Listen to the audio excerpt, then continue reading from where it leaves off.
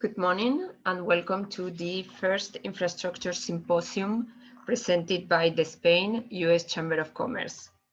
My name is Gemma Cortijo and I'm the Executive Director of the Spain-U.S. Chamber of Commerce.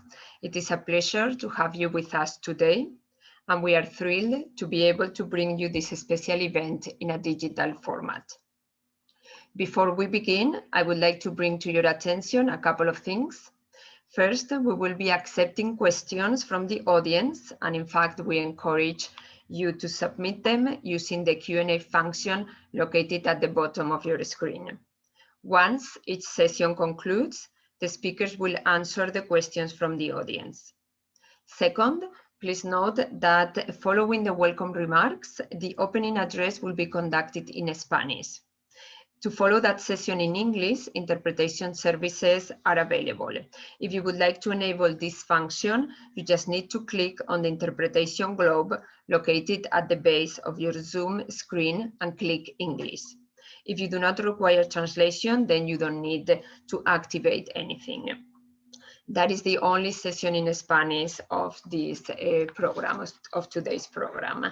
And now, without further ado, please allow me to introduce the chairman of the Spain-U.S. Chamber of Commerce, Ambassador Alan Solomon.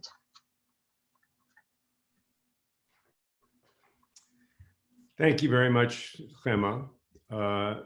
Welcome to all. I especially want to welcome Sergio Vázquez, the Secretary General for Infrastructure in the Ministry of Transport, Mobility, and Urban Agenda of Spain, Dr. Morteza Faragian, Executive Director at the Build America Bureau of the U.S. Department of Transportation, many distinguished speakers, and the Chamber of Commerce members and guests. Welcome to this Infrastructure Symposium organized by the Spain-U.S. Chamber of Commerce. Thank you for joining us for what is sure to be a day of engaging presentations and discussions about important matters related to infrastructure. I want to thank our sponsors, Air Europa, Baker McKenzie, Globalvia, for their participation and their generous partnership. This half-day symposium will dive into the transportation infrastructure sector and explore emerging industry trends, highlight the connection between infrastructure and sustainability, showcase major projects in the United States and Spain, and review the outlook of infrastructure in Latin America. We are gathered on the heels of President Biden's unveiling a massive infrastructure plan for the United States, and to learn from one of the world's leaders in both the quality and importance of its infrastructure, Spain. Serving as U.S. ambassador gave me an opportunity to experience firsthand Spain's airports and roadways, its energy grid, its renewable energy installations, and of course, its high-speed rail, all of which were so important to the development of Spain's economy and which continue to support Spain's competitiveness. During my tour as a diplomat, we hosted then U.S. Secretary of Transportation Ray LaHood, who came to Spain to inspect its high-speed rail. We rode the AVE in the opening of the line from Madrid to Valencia, and we stopped in Cuenca to meet with some of Spain's leading infrastructure companies, many of whom I am sure are represented here today. Just last week, in a conversation with a Massachusetts congressman who sits on the House Transportation Committee, I said, if you want to learn about infrastructure, visit Spain. So in addition to thought-provoking discussions, we hope today's program will provide you with invaluable insights and opportunities to engage with and learn from industry leaders, top government officials, and high-level executives. Unfortunately, due to last-minute and unforeseen circumstances, the Minister of Transport, Mobility, and Urban Agenda is not able to participate in today's conference as planned, but we are honored by the presence of Spain's Secretary General of Infrastructure, Sergio Vázquez. The Secretary General plays a key role in the development of infrastructure projects in Spain, and we look forward to hearing from him. Prior to his current appointment in June of 2020, Secretary General Vázquez had been the cabinet director of the current minister since June of 2018. Mr. Vasquez, we are very grateful for your participation in today's event. We look forward to hearing from your perspective and expertise. Please join me in welcoming Secretary General Vasquez.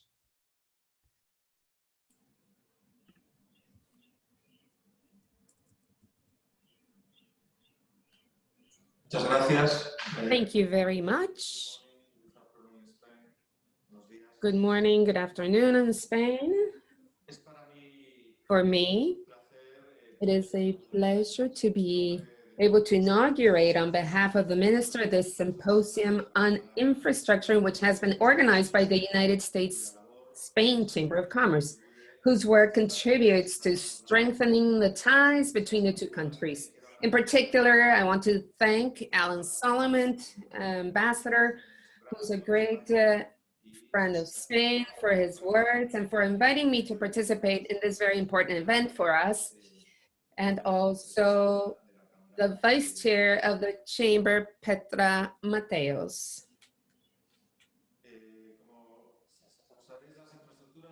As you know, transport infrastructure are essential for providing a backbone for countries and also to facilitate the functioning of our economies and the mobility of its citizens. What I have just mentioned is a verification and was made evident, especially during the time of pandemic, in which transportation infrastructure was vital this past year. We have seen the opportunities that this new condition provides us for reconfiguring our infrastructure and also to be able to, as other productive sectors have, to move towards a smart and sustainable infrastructure. So now let's use technology to achieve greater environmental efficiency in their construction and maintenance, and also to reinforce the use of intelligent transportation systems to increase connectivity in the quality of our infrastructure. Therefore, before us, we have a challenge of providing greater added value as it is endorsed by international organizations. And for this, Spain is developing 2 new criteria for prioritizing investments and profitability for transport infrastructures in accordance with the new mobility and social inclusion guidelines of our societies. As you know, in the 1980s, Spain started off with a significant infrastructure deficit. In the past 30 years, from the 80s until 2010, they had to invest approximately twice the GDP compared to their neighboring European states, which was a significant effort that has been making us and allowed us to overcome the previous situation to equip ourselves today with the 7th best infrastructure network in the world, according to the World Economic Forum. Thus, for example, Spain has now a network of about 15,000 kilometers of expressways and motorways, with 3,000 kilometers of high-speed rail lines, ranking as the 2nd largest network in the world in this segment, right behind China, with an airport infrastructure that serves more than 250 million passengers and a port network where 2 of our ports are among the 10 largest container ports in Europe. I also wanted to add that in this important investment effort by the state of Spain that I am speaking about, our construction and engineering companies have played a significant role and making us in benchmark in the rest of the world, not only in the construction of infrastructure, but also in the management thereof. For this reason, Spanish companies are world leaders in transport infrastructure and concessions. And in this process of internationalizing our companies, I also wanted the public sector, specifically AENA, which is one of the largest airport managers in the world, managing different international airports, and Renfe, which is a railway services company that has recently started operations as a shadow manager of the Dallas-Houston high-speed line and the Mayan train in the Yucatan Peninsula. We are very proud to see the success of Spanish infrastructure companies in a market that is as important as the US, a success that is explained by their exceptional technical capacity and their innovative management and quality systems, which we have implemented between the US and Spain. The United States has become one of the main foreign markets for Spanish companies, as you know. It should be noted that the United States and Canada represent 31% of the construction income for Spanish construction companies. This means that Spanish construction groups are among the main international players in the United States, thus representing almost a third of the total billing of projects in which international contractors participate. Between 2015 and 2020, teams were led or made up by Spanish companies or their subsidiaries, and they have achieved projects worth $43.8 billion. Even in a year that was as difficult as this past 2020, Spanish companies have taken on projects worth $7 billion. Our companies have developed some of the most emblematic and important projects in this country, such as the Gerald Desmond Bridge that connects with the port of Long Beach, which is the second largest port in the country and through which 15% of US traffic circulates. Even President Biden visited these works during his election campaign. Likewise, they have carried out or are carrying out key projects in some of the states with the greatest congestion problems, such as roads, bridges, tunnels, which are vital for the transit of people and goods. And this is a large public transport projects. I'm referring to the extension of the New York subway, the construction of several sections of high-speed rail in California, the introduction of dynamic tolls in Dallas, or the completion of the largest infrastructure project in the history of Virginia, the I-64, among others. The success of Spanish companies is due to the fact that they have shown great adaptability to local market conditions and a great versatility in forming teams, international teams. In fact, every day, there are more and more medium-sized Spanish construction companies and engineering companies established in the US, and this is also considered by us to be a great success. As we all have consensus on the importance of having smart and efficient infrastructure as an engine for economic growth and job creation, we applaud the aim of the new American administration to have a new infrastructure policy as stated by President Biden, and having great new plans as stated by President Biden for boosting job creation, including an ambitious infrastructure investment plan that could amount up to $2 trillion, not only in transport infrastructure, but also covering a broader area of the country. This ambitious plan covers, among others, a wide range of housing and transport infrastructure projects, such as the maintenance of roads and bridges, ports and airports, and investments in rail for passenger and freight transport. In addition, it aims to improve the energy efficiency of buildings and close the gap between rural and urban areas. In this new investment scenario in the US, we want to point out that Spanish companies will be a great partner, and they are more than willing to be this partner in carrying out this plan, and will offer their knowledge, expertise, and participate in the construction of new infrastructure and service management projects to be developed. In particular, the market for public-private partnerships, where Spanish companies are the main players in tenders for this type of project. So now allow me to give you this final idea to end my presentation. To reiterate, in my estimation, the new infrastructure investment strategy of the Biden administration is greatly accurate, and that will undoubtedly contribute to the greater well-being of its society, and I also express the desire of the Spanish people to be able to participate in this new development. Thank you very much for your attention.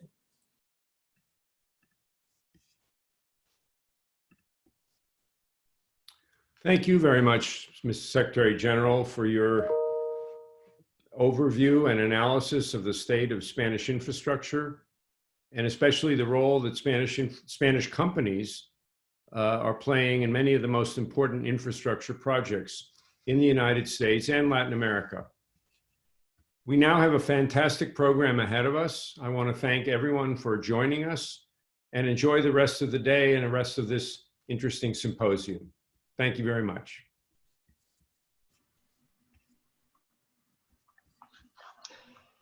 Thank you, Ambassador. And now to present the 10 emerging trends in infrastructure, please allow me to introduce the Global Chairman of Infrastructure and Chairman of Global Cities Center of Excellence at KPMG, Stephen Beatty. With more than 32 years of experience, Steve is well recognized as an expert in public infrastructure projects and has worked on engagements across 6 continents. During his career, Steve has been involved in numerous negotiations on complex infrastructure projects and has been instrumental to his clients in delivering large infrastructure projects. Stephen, whenever you are ready, the floor is yours.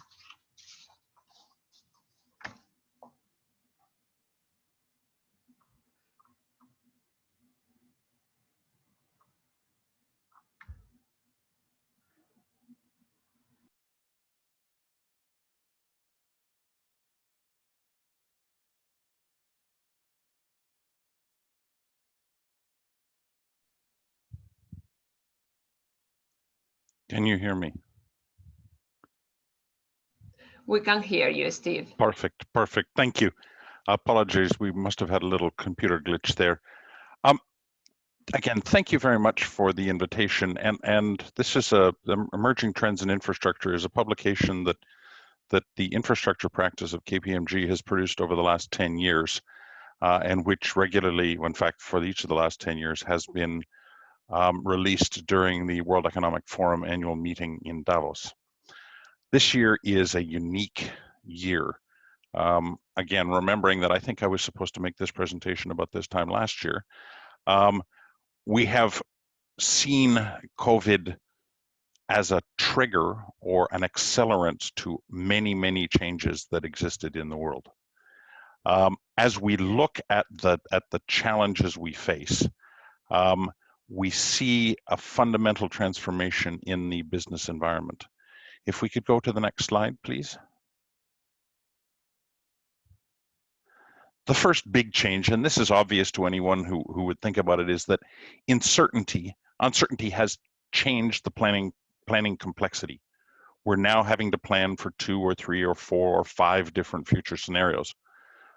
5 years ago, when I started first talking to clients about new energy scenarios and energy scenarios involving different, perhaps permanently high or permanently low energy prices, we found ourselves staring back at people who said, how could you possibly think that? Today, I think everyone would agree that the uncertainty in the planning environment has gone crazy. And when we say this, what it means is no one's quite sure of what return to work will mean. No one's quite sure whether the peak hour, rush hour in the morning and the afternoon will actually return. How will people live, work, and play? And so there are massive new uncertainties here, and something that we think people need to spend a lot of time understanding a wide range of potential outcomes as opposed to single point forecasts, which were the norm for the past several decades. Next slide, please. We see that cities are beginning to rethink their value propositions, and in particular, this is in response to how people live, work, and play.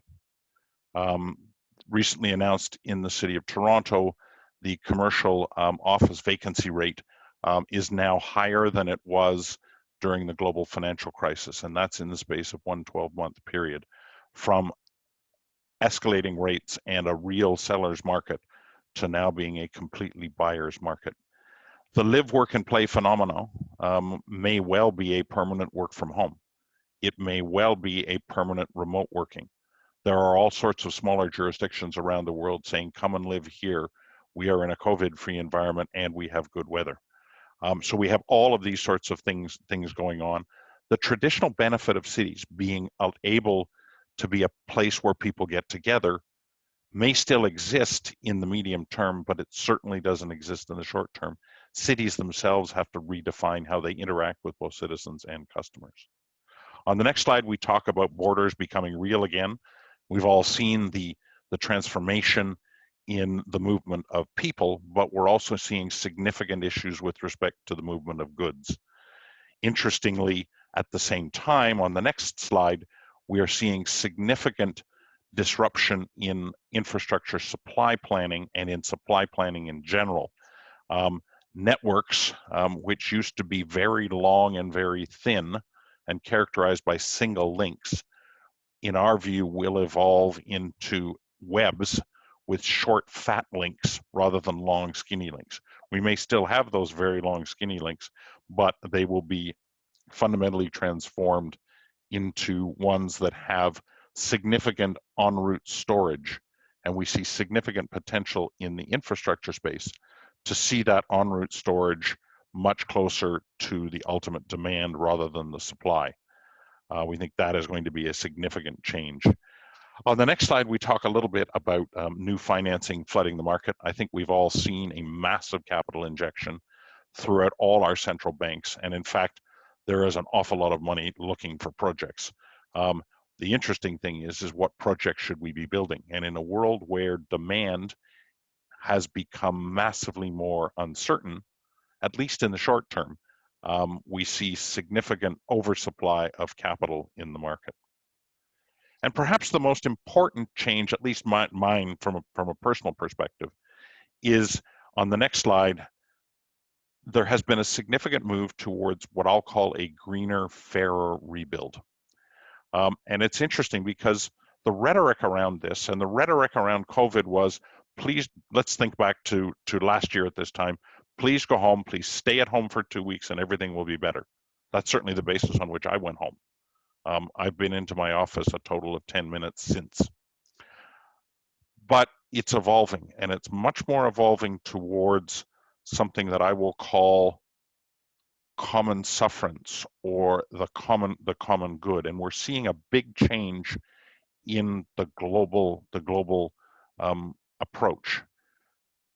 As we look at the rebuild specifically, we are seeing a significant transition from build back, just give me what I had before, to build back better, to build back greener, fairer, and transform society. And it's interesting watching, and we can all see how the newspaper headlines and the TV headlines have transformed over the last, let's say, 6 months. We spent the first 6 months focusing on the negative and what wasn't possible. We're now starting to think about this. As we look at this, we see this as one of the most fundamental inflection points in the infrastructure marketplace. The great growth in ESG related issues, both from an investment perspective, but also from a societal development perspective. We're seeing massive positive moves in this regard.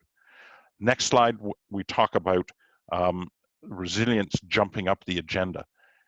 Interestingly, many of the enterprise risk management systems around the world work really very well at responding to the initial shock.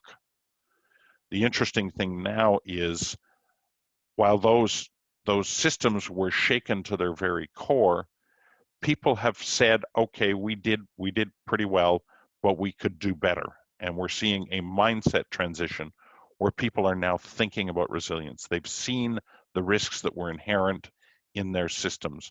We've also seen people begin to change how they think about risks, and particularly resilience as a risk. And what we're seeing is people move from what I'll call a one-dimensional approach to resilience to a multi-dimensional approach to resilience. And we think that will bode very well for the future of infrastructure and for society in general. On the next slide, we talk specifically about delivering safely in a digital world. And one of the big changes we expect to come up the equation over the next 6 to 12 months are issues around privacy, data security, and the management of personal information. This is going to be seen first in issues related to digital passports. and digital passports for international travel. And we worry that it could even be digital passports for domestic travel. And we'll call them vaccine passports. Remember, as we move forward and we're talking about vaccines, everybody being vaccinated. Well, what's interesting is that in a number of countries who are well along in their vaccine curve, there is still a significant portion of the population who either doesn't want to or is reluctant to be vaccinated. And we're going to have to find a way to deal with both those who have been vaccinated and those who haven't. The privacy issues associated with that are also incredibly important. We could probably spend the next decade resolving the privacy issues. Unfortunately, we don't have a decade to wait in respect of COVID, so we're going to need to do this quickly and in real time. And it was interesting when Alan made his comment about the massive industrial stimulus program that President Biden has put forward. That would have been viewed as complete lunacy 5 years ago. But just think about how the government has got permission to reform and transform. And our 9th trend is exactly focusing on that. On this slide, we talked in detail around the permission to transform, to do things differently, to react differently, not necessarily always the same way, but certainly more effectively. And governments who make this transformation journey quickly will be viewed by their people very, very positively. The laggards in the equation, I suspect we will see significant change in the elected officials in that regard. And on the last trend, I'd just like to talk a little bit about government looking for new partners. And this is related to the announcements all over the world. Government is realizing, and the private sector are realizing, that government can't do it alone. And we anticipate significant new transitions in both the nature and the structure of what is public sector and what is private sector, and what the relative roles of the two parties are. We actually view this as COVID as having accelerated many of the trends that I've just finished talking about. But at the end of the day, we're actually very encouraged by the prospects of these positive changes. There will be those who wish to go back to the way it was. We hope the majority want to move forward and want to transform. It's interesting because we're seeing some governments want to transform right now, and they've already embarked on their transformation journey, and we see others just hoping this all goes away. Some of that has to do with resources, some of that has to do with political environment.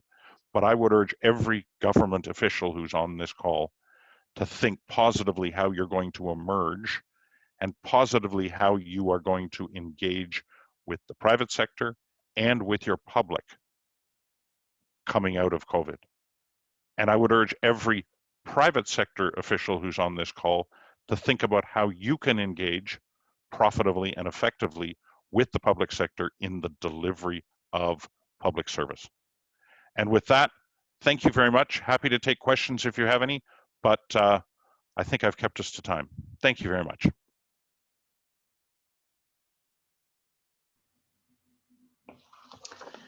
Thank you so much, Steve.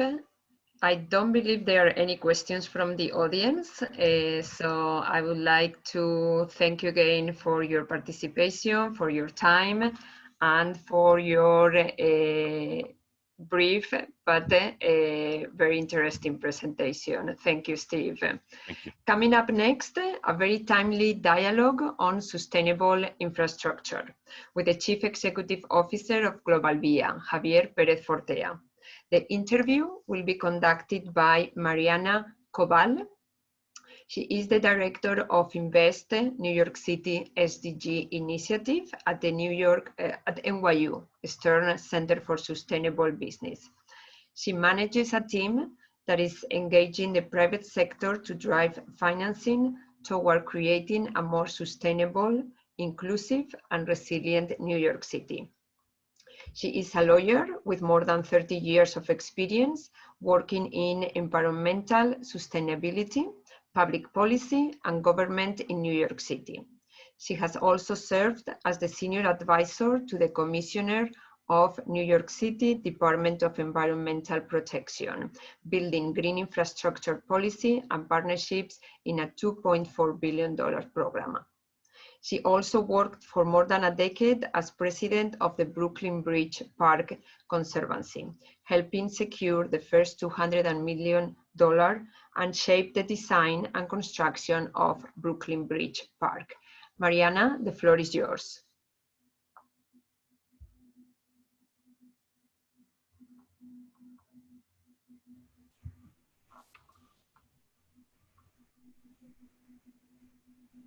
Thank you, Gemma. It's my pleasure to join this Infrastructure Symposium, and it's also my pleasure to introduce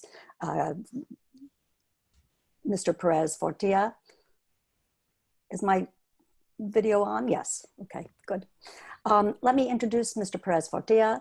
He joined Global Via in 2011 as the corporate managing director, and he was promoted to chief executive officer in 2013. He is a member of the UN Economic Commission for Europe's Public-Private Partnership Business Advisory Board since April 2016, and he's a member of the advisory board of Cornell University's program in infrastructure policy since October 2016. He's a civil engineer with over 30 years experience. He started his professional career in the world of construction. He first worked in Spain and then in the US, Indonesia, the Philippines, and Jamaica as country general manager for several Spanish construction companies. He has worked in the transportation infrastructure public-private partnership world, having been involved in the world's largest projects of this nature. Mr. Perez Fortia has been responsible for the financing, construction, and operation of infrastructure projects in 14 countries in 3 different continents. And I'm delighted to have the opportunity to talk with him today. It's good morning on my time. Good afternoon for me. Thank you, Mariana. It's actually 4 continents if you count like in the US, because North America and South America are 2 different continents. But in Europe, we consider the Americas as 1 continent. Sorry for the... It's a good correction. Thank you. So I'm really interested. Global Via has been ranked as the #1 most sustainable infrastructure company in the world by Global Real Estate Sustainability Benchmark, or GRESB, over the last 2 years. How did your team accomplish this? What's your formula or secret sauce? Can you share it with us? The secret sauce is commitment and hard work. The first time we were evaluated by this marker by GRESB, we were given 58 points, I believe, or 60 points, something like this. Today, we are valued at 97, which is #1 in the world for infrastructure transportation companies. It's commitment from the start, from every single employee, basically. We work on an approach that is integrated management. We believe that each concession that Global Via operates should be visible to anybody using the company, the infrastructure. It should be visible to them that they are in a Global Via concession. Obviously, that is very difficult when you're working in Costa Rica, in Mexico, wherever.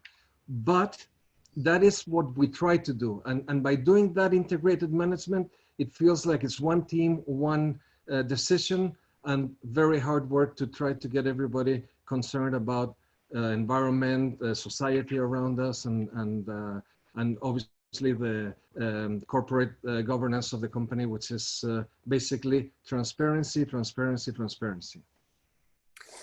Thanks. That's a great introduction, and I enjoyed so much our previous conversations as you talked about your history and your company. It's really very impressive. So since we last talked, the Biden administration has proposed spending $2 trillion on infrastructure and jobs, with $621 billion earmarked for transportation infrastructure alone. What do you see as the challenges for the US in implementing more sustainable transportation infrastructure? And what do you see as the role of the private sector? Okay, the challenges for the US remained the same for the past few years. So few years, maybe 20 or 30 years. The problem with the way the US manages the transportation projects is that it's very localized. It's either municipalities or regional governments or states, or but never the central government. So even if the Biden administration is allocating 621 billion for these type of projects, normally the support from the central government, from the nation's government in the US, comes in the form and shape of low interest loans, TIFIA loans, etc.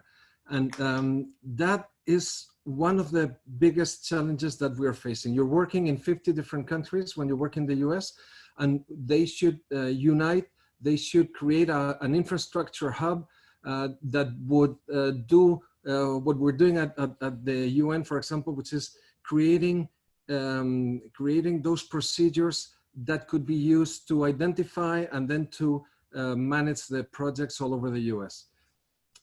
With the more and more use of electrical cars, fuel consumption is lower, and taxes from fuel consumption is what used to be used to either build new projects or to maintain the existing projects. So with the declining consumption of fuel, there's less taxes paid, less money available for projects. This means that the private sector needs to be involved immediately. PPP projects are the solution. The companies that work on this field have the funds available. There's infrastructure funds, there's pension funds, there's plenty of cash available. And Stephen was saying that a little bit earlier. The cash is there, the resources are there for the projects, but in the end, that difficulty in getting the different states to trust the way of working with a private company, which is in the end what it boils down to. Unless you have a champion in one of the states that really believes in PPPs, the projects fall through the cracks, because in the end, it's lack of trust on the way things could work with a private company. So with that infrastructure hub, with those procedures that are nationwide, I think all these problems would be solved. It's interesting. I enjoyed listening to Stephen's presentation of kind of the emerging trends. And I'm curious, when we talked last, we talked about the impact of the pandemic, and you said that you despise teleworking. And so I can see the obvious reasons, but what do you see in the future in terms of remote working and its impact on transportation infrastructure? How do we anticipate and be nimble as we think about the future? Well, Stephen was saying that it's unpredictable, and I totally agree with him. It's unpredictable, and that is what is going to complicate more and more projects in the near future. We're hoping that this will end very soon, and we will be able to predict, because our projects, PPP projects, depend upon being financed and finding financing, and predictability is a must if you're going to find financing for a project. But definitely there are changes that have been accelerated by the pandemic. Definitely, there's no question about it. Now, how deep will those changes be? Well, I tend to think, I'm more optimistic in the sense that I believe that those changes are not going to be so major in changing the rush hours, like Stephen was saying earlier. There will still be rush hours. Blue collar workers, for example, will still have to go to work. Waiters and construction workers, they cannot telework fortunately. And why don't I like teleworking? Because I think that the main characteristic that a team needs, a group of people that are working in a project need, is teamwork. And teamwork only happens when you are able to see each other often, as often as every day if possible. But you know, I know teleworking is here to stay. I like the, maybe because I'm Latin, but I like the physical contact more than anything else. But mainly because the way that the team will work better is as teamwork, and teamwork needs to be facing each other and seeing where the other person needs more help and where you need help, and so that people can help you. But we believe there's going to be changes in the future. Changes are going to deal more with predictability of the transportation that every person is going to want to use. We believe that there would still be people going to work every morning, like I say, with rush hours, but the key is going to be in intermodality, in being able to change from one model of transport, the public transport in general. In the cities, it'll be public transport, and you will need to be able to combine all types of city transportation methods in one, so that people can choose. There will be buses that are autonomous and that will pick you up at your doorstep rather than you having to walk to, you know, 5 blocks to get to the next bus stop or whatever. And that will be combined with an electric scooter or with a bicycle or with a subway or with other type of buses. So we really think that public transportation is going to boom because of congestion in the cities. Congestion will still be there. Cars are going to be banned from the center of the cities. So public transportation with intermodality and with big data and digitalization that will allow you to plan your trip better is what's going to happen in the future. I think it's an interesting lens into that future. So your career has spanned many countries, many continents, and you've built this track record in sustainability. In terms of the projects you've worked on, what are the most interesting projects that you can share with us in terms of sustainability within your career trajectory? Okay, I'm going to go back many years for this. When I was in the construction business and not in the concession or transportation concession business. We built a city in the middle of the jungle in one of the most remote, or actually the most remote island in the world, which is Papua New Guinea, or Irian Jaya, which is the western part of Papua New Guinea in Indonesia. And we built that for an American mining company. And even though it was back in '93, which I think tells you that being sustainable is something that you have to really believe, and you have to be convinced that it's a necessity. Otherwise, it would be very complicated to try to impose this on everybody else. But this project, we built a city in the middle of the jungle that was totally sustainable compared to any other cities in Indonesia or anywhere else in the world. It was sustainable at the time. You know, we worried about the environment. We worried about socially the people that were going to be living in the city. We made it basically at that time when it wasn't even popular to talk about it. We made it 100% carbon neutral. Okay, and while we did this, we were teaching everybody around us, because being the most remote island in the world, you can imagine that people were not trained in many other things except working with wood, with timber, which was amazing. The handicraft that you know, the way these people manage the wood. So we taught them to manage their own little companies that would maintain the city, the gardens, the roads, etc. for the future once we left, and obviously we left. We managed to leave them trained so that they could manage the city on their own. So, you know, I'm really proud of that project many years ago, 93. But nowadays, Seville Metro, for example, right now that we operate and we own and operate is 100% carbon neutral. We are aiming at having our project in the US, Pocahontas Parkway, to be carbon neutral by next year, which, you know, starting from far back, we're accelerating so that next year it'll already be carbon neutral. So I'm actually proud of pretty much everything we do. Well, you raised your Sevilla subway system that you own and operate. Can you share a little bit with us some of the sustainability features of that system? As we talked about it, it sounds quite remarkable. Oh, yes. Well, the first thing that we did was to make sure that all the electricity that the train uses is renewable energy, okay? Then, obviously, with you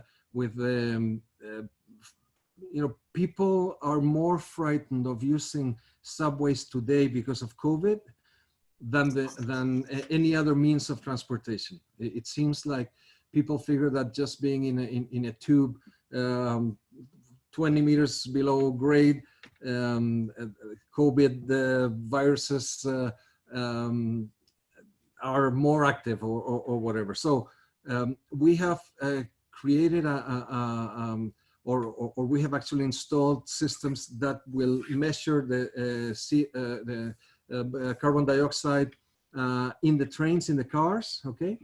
And we have been able to prove that the air inside a car in the subway is renewed every 2.5 minutes. If it's not stopping in, you know, just by circulating, you know, we've improved obviously the ventilation methods and equipment, and every 2.5 minutes without stopping in stations and opening the doors, every 2.5 minutes the whole air in a car is renewed. But if it stops and opens the doors, every 1.5 minutes. But more than this, we have QR codes at in every car that you can scan with your smartphone, and it'll tell you the concentration of carbon dioxide in the car before you go in, so that you can choose not to if you don't want to. We've also made the first contactless method to pay the subway for tubes for subways in Spain, which we call tap and go, which means that you can actually just pass your credit card inside your wallet over without touching the system that opens the gate, and it'll charge your credit card directly without any contact, without even getting it out of your wallet. And all this is because of COVID, obviously. All these things are very useful. It's what we had to do and on what we would have had to do in any case, but because of COVID and the pandemic, everything has been accelerated. We also use big data systems nowadays to analyze the occupancy of the platforms in the stations, so that again, people can decide and they can choose, or we can actually direct people towards other sections of the platform, so that not everybody is there together and we can maintain social distancing for all the users. So, you know, we're extremely proud of the way we're managing the subway. And like I say, 100% carbon neutral, which is a first, I think, in subways right now. Even though everybody's going in the same direction, but it was actually announced in the newspapers today that we are 100% carbon neutral in Seville. It's really interesting and impressive. I think we have time for just one more question, but you've touched on the cutting edge in part in the subway system in Sevilla, but what do you see as the future of sustainable mobility? What is the cutting edge in other areas? Okay, I see two trends, not 10 like Steven was saying, but I see three trends today for the future in mobility. First of all, obviously, mobility as a service, which is what everybody is going to. and that is going to happen in urban areas. And we spoke a little about it, you know, intermodality and combining all those means of transportation, and hopefully most of them electrical and not and autonomous, most of them also. The next thing we see, and we're working heavily on this also, we're working on that intermodality and other means of transportation in Global Via, but we're also working on the autonomous connected vehicles to digitalized highways. We are inserting sensors in the pavements, and we're just trying them out right now, but we're inserting sensors in pavements, in the pavement that will actually communicate to the autonomous car rather than to a control center that will set up a panel or whatever. I mean, these sensors are actually communicating directly with the autonomous car, so that the car will make the decision to stop or to choose a different road if there's been an accident or there's ice on the road or whatever. Obviously, there's no ice on our roads because we maintain them really well, but just in case. Okay, and the third one, which is amazing and that seems like science fiction, but more and more, and we are actually also working in a project like this in Global Via, urban air mobility, but not just for packages, not just for Amazon packages, but for people also. And this is something that is moving a lot faster than we thought it would. And we are actually going to try, you know, we're working in a joint venture, and we're going to be testing in 2 different cities, and maybe we'll go to South America and choose some other city also there to do our pilots there. But the systems are ready. It's the procedures and the legislation that will stop the systems to be working and operating in cities.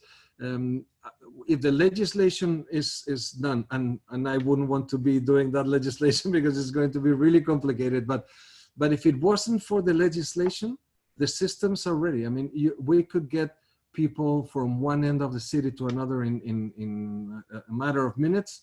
And I believe that's going to be sooner than later, and we're going to be able to see that. I thought that only my children would see that, or my grandchildren, but I think I myself is going to see that very soon. Well, I'm dating myself, but it sounds like the Jetsons. Yes. So I have one question from our audience, and I think we have time. How will Spanish companies navigate the Biden administration's emphasis on Buy America, in your view? I think the emphasis on Buy America has been always there, always, for many years already. It's not just Biden's administration, Trump's administration and all the other ones prior to that were also very keen on Buy America. When you're just dealing with regular construction, it's easy because most of the products are all local. When you're dealing with train projects, that's a different story. Mm-hmm. But what's happening, and not just with Spanish companies, what's happening is that most train manufacturers are starting manufacturing plants in the U.S. Siemens has one, CAF is a Spanish one, is already building trains in the U.S. So they've been able to do this for years now, and manufacturing the trains in the U.S. and that's what's going to continue. But the main issue that we have right now, and we're not a construction company. We used to be owned by a construction company, but we're not anymore. The main issue for a Spanish company like ours to work in the US is precisely finding an American construction company that is willing to work in the US. We're finding that the bigger American construction companies are actually fleeing the States, and they're working elsewhere because the competition with the Spanish companies is too tough. The margins that the Ferrovials, ACSs of the world are bringing to the US are dropping so much that the Bechtels of the world are working in Asia and Africa and South America rather than in the US. So for us, not being owned, and maybe I'm being too transparent, I'm sustainable because I'm transparent. We're having trouble finding American companies that will actually want to go out there and compete with the Spanish companies. I don't know if I answered the question, but I think you did. Well, I really have enjoyed our conversation. I think we're on time, and I am delighted to have had this opportunity to talk a little bit about sustainable infrastructure with you. Thank you. thank you, Mariana and Javier, maybe one more minute. I see that there is another question from the audience. Great. See that too. And I think that's an interesting question. Good. It says, yes, go ahead, Mariana. It's about air mobility and our Jetson scenario. What infrastructure will this require? Heliports? How cost effective an option is it compared to public transport or cars? Okay, the pilots that we're going to be doing are going to be just for tourist transportation. Okay, so they're going to be flying people around touristic scenarios. Okay, they're going to be expensive in a way. So they're not for everybody, because you're going to be paying $200, $300 or euros per trip. Okay, but when I lived in the Philippines many years ago, and forgive me for going that far back, when I lived in Manila back in '96, you could see helicopters going from one tower to another. The traffic was absolutely impossible. It could take you 3 hours to do 7 or 8 kilometers. And people who had the means would use their helicopters, and they would fly from tower to tower, and they would attend meetings and then get back in the helicopter and get back. Well, that's a lot more expensive than what we're planning and what's going to happen. The infrastructure that's what this needs is some sort of heliport. It's very similar to a heliport, but with different like the fingers that we call that go out to the airplanes in airports, that go to the different drones that are going to be charging as they change passengers. They're going to be charging, and then in that little stations that are going to be all over the cities.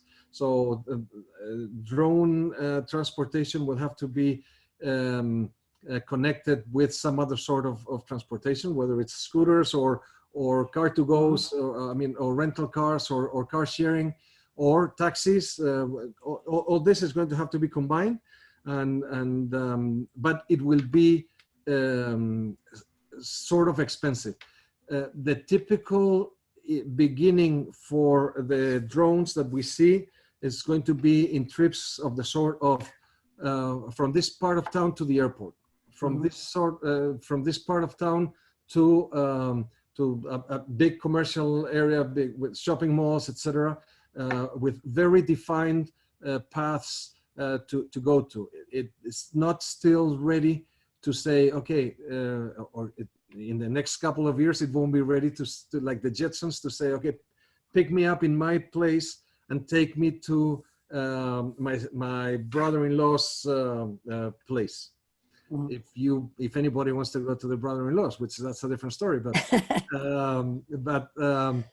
so for now it won't be like everybody's thinking, well, pick me up in my garden and take me to the garden of my uncle over there. No, for now it'll be defined paths and trips in the range of 300 euros or dollars from downtown to airport, which will take 2 minutes rather than 45 by taxi or whatever. It's amazing. Great. Thank you very much. Thank you. Thank you so much, Javier and Mariana, for this insightful conversation on sustainable infrastructure. And now we are going to move on to the next section. In the program, insight into the state of infrastructure in Latin America. Moderating the panel discussion and introducing the panelists will be Jose Antonio Moran, partner and chair of the Energy, Mining and Infrastructure Practice Group at Baker McKenzie. He represents clients in numerous high-value deals, including one recognized by Thomson Project Finance International as the largest merger and acquisition deal in Latin America. The Legal 500 United States also recognized him from 2011 to 2016 in the area of project finance and in prior years in the areas of corporate finance, real estate, and construction. He concentrates primarily on transactions in the United States, Spain, and Latin America. Jose, the floor is yours. Hello, and good morning and afternoon in Spain. Can you hear me well? We can hear you, Jose. Wonderful. Thank you so much. I'm very excited to be here, and thank you very much, for everyone that has signed in today or joined. We're all a little bit tired these days of Zoom calls, as it was discussed before.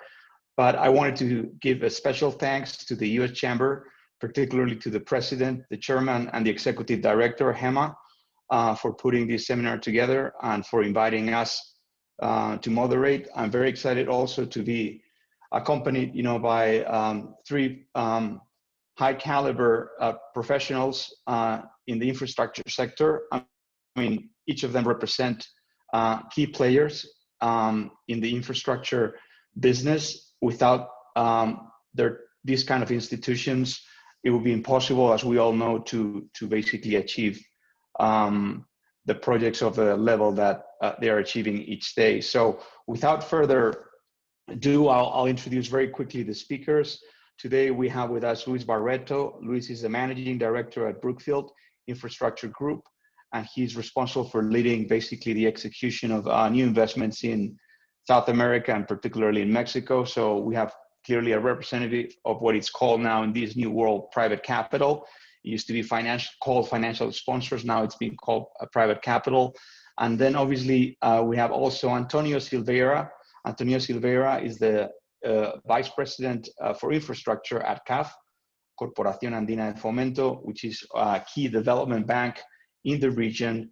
And he has been basically financing sustainable infrastructure across different sectors within infrastructure.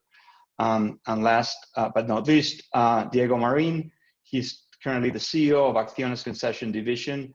Acciones is very well known for also its energy arm, but within the concession business, Diego has been involved in key projects in the region, including the Line 6 project of the Sao Paulo Metro. And I hope that everyone is now online. I could see Diego, I could see Luis, Antonio, wonderful. So clearly when we look at the drivers, right, that would probably facilitate economic recovery in the region, obviously everyone is looking at infrastructure as the potential driver. But then we start digging deeper, and then we look at different jurisdictions. And many people have considered basically Brazil and Colombia to be basically the key markets for transport infrastructure. I'll start with you, Luis. Within infrastructure and transportation, obviously we look at airports and roads as two sectors that require immediate attention for purpose of recovery. What are your thoughts and plans and probably appetite with respect to these sectors? Sure, thanks, Jose. So just to give you some context, Brookfield owns about 3,500 kilometers of toll roads in Peru, Chile, and Brazil. We don't currently own any airports, but we obviously stay very close to the sector. I would say once COVID hit, we really focused on ensuring that our operations remain functional. So first off was safety of our employees and our workforce, our customers as well. Then we clearly focused on developing plans to adjust and deal with the much restricted traffic by working through our costs and CapEx plans. really cutting back staff if we needed to, or at least hours to deal with this new reality. Thought about whether we could defer CapEx to be able to support our businesses from a cash flow perspective. And in the end, that was really it, just ensuring that we had adequate liquidity and financial support for our businesses. We also have to work with our lenders to ensure we didn't have any issues with that. And I would say generally, that has gone very well. We haven't faced any issues with our businesses in any way. We've also had to work with several concession grantors. As you know, these are events that are contemplated within several of our concession contracts, and we're looking for ways to really share the burden of this unprecedented series of events with with the constituents and participants in our systems. In parallel, we continue to look at both sectors for opportunities. We continue to want to grow and are active in looking at both toll roads and airports. I think we've clearly learned some important lessons that not all countries behave the same way, and back the sectors in the same way, I would say. I would also say that that will impact the attractiveness of those countries going forward. But realistically, there's also lots of money, as been said earlier in this event. There's lots of money chasing projects, so still things will get done. But maybe diving into the sector specifically in airports, we see a strong recovery once vaccines really start rolling out. And this is obviously going to be country dependent, with many countries struggling. I would say in Latin America, I think Chile's done a fantastic job. It's probably the outlier, even on a global basis. It's amazing what they've been able to do that. But we think we'll start seeing activity picking up towards the end of this year and through next year. And if you look at what the experts say in terms of having global aviation come back to the levels of 2019, that's really kind of targeted at 2025, 2024, depends who you ask. But still a couple of years away, and I think we'll see recovery of the domestic side of air travel much faster than international. But the good question of all this is, will we really return to that same growth curve we had pre-COVID? And clearly there's pent-up demand, we believe, in the near term, particularly on the leisure side, as people try to just take that vacation they haven't been able to take for a couple of years and get away. But longer term, what is the impact? What is the impact of teleconferencing like we're doing today? We typically would be meeting in hopefully Miami or something nice like that. But we're all doing it via Zoom. And how will that change the way we do things going forward? So these are all very important questions that I don't think anybody has the right answer these days, because I think people are developing and also changing their views on that. I guess switching to toll roads, we see strong recovery coming back for all of our assets once lockdowns get eased and the countries start to reopen. That's obviously, as I said, going to be led by vaccine rollouts, and need to work through that revenue recovery, which I mentioned we're discussing with various concession grantors. But once we get past COVID, you mentioned two areas, Brazil and Colombia are two countries where we see a lot of interesting opportunities in the transport side. Brazil's roads and airports programs are well known and very well run. Colombia's highway program is also very attractive. So lots to do still in Latin America, and significant demand for infrastructure capital. Thank you so much, Luis. You made an interesting comment with respect to the behavior of certain conceding powers, and I would love to go back to that and maybe survey the other moderators later on.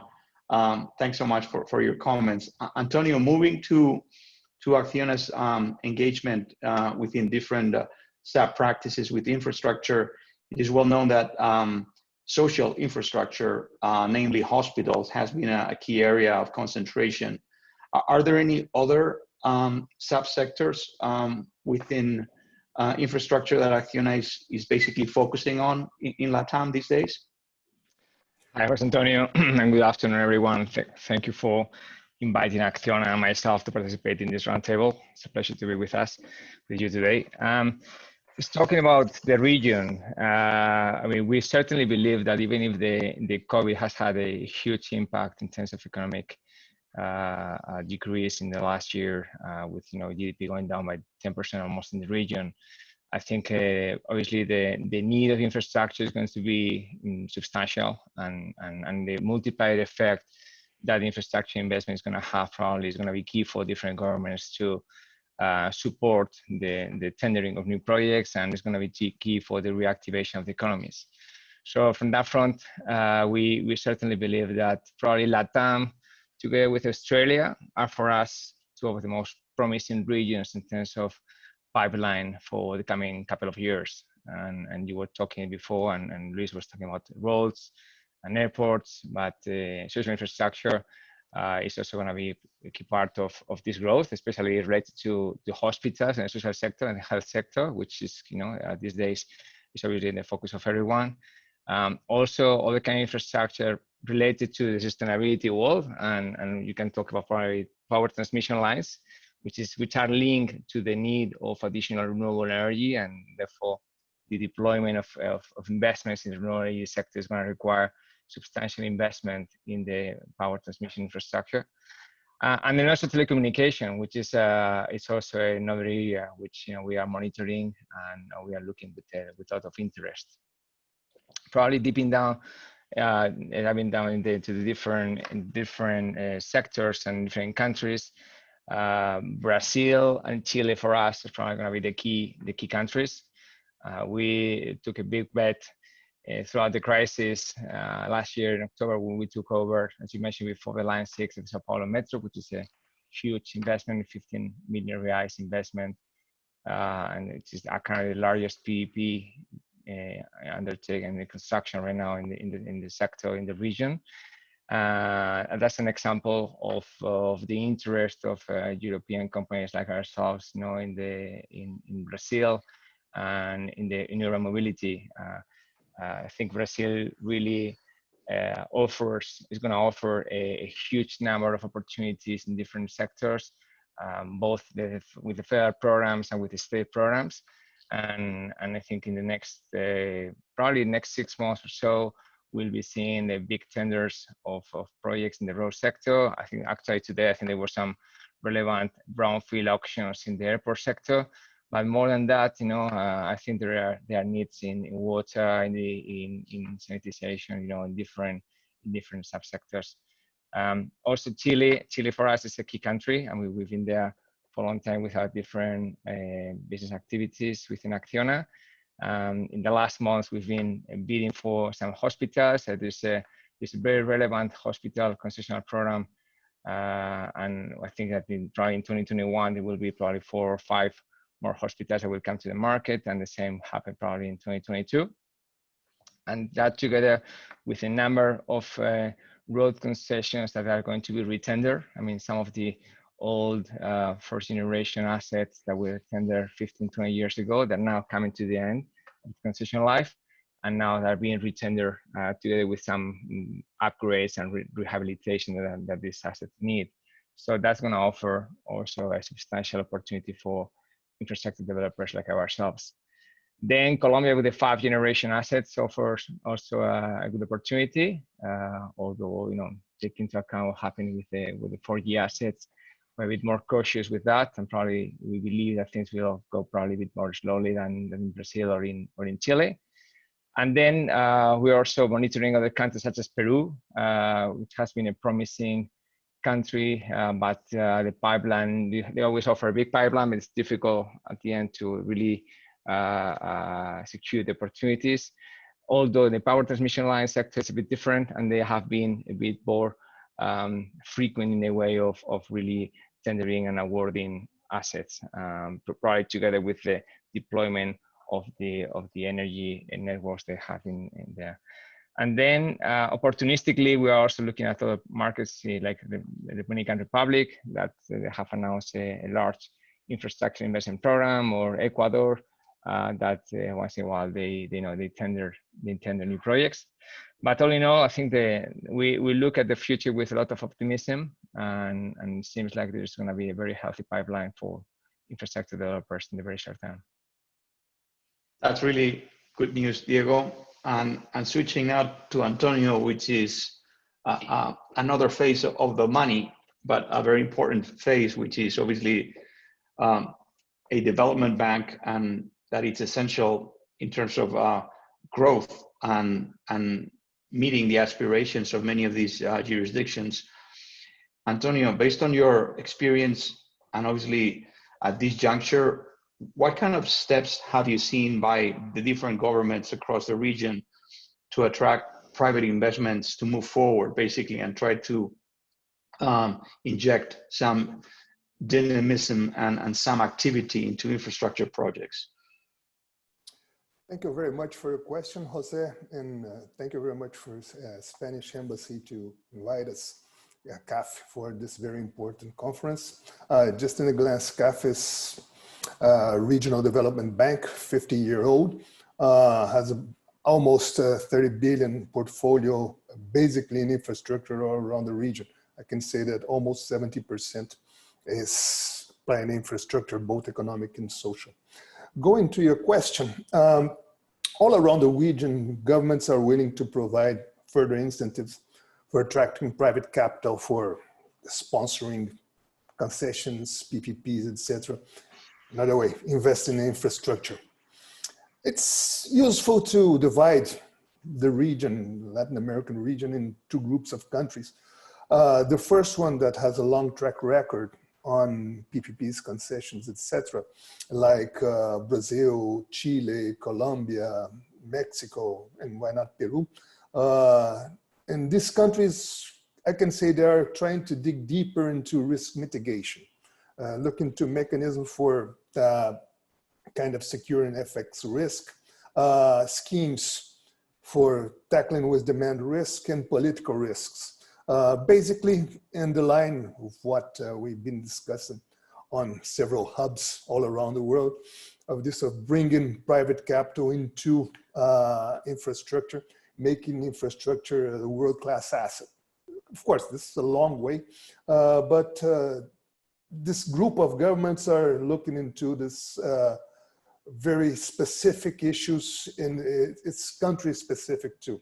Of course, everybody but Chile will have some fiscal issues, already experiencing some fiscal issues, so private investment infrastructure is on the agenda of everybody.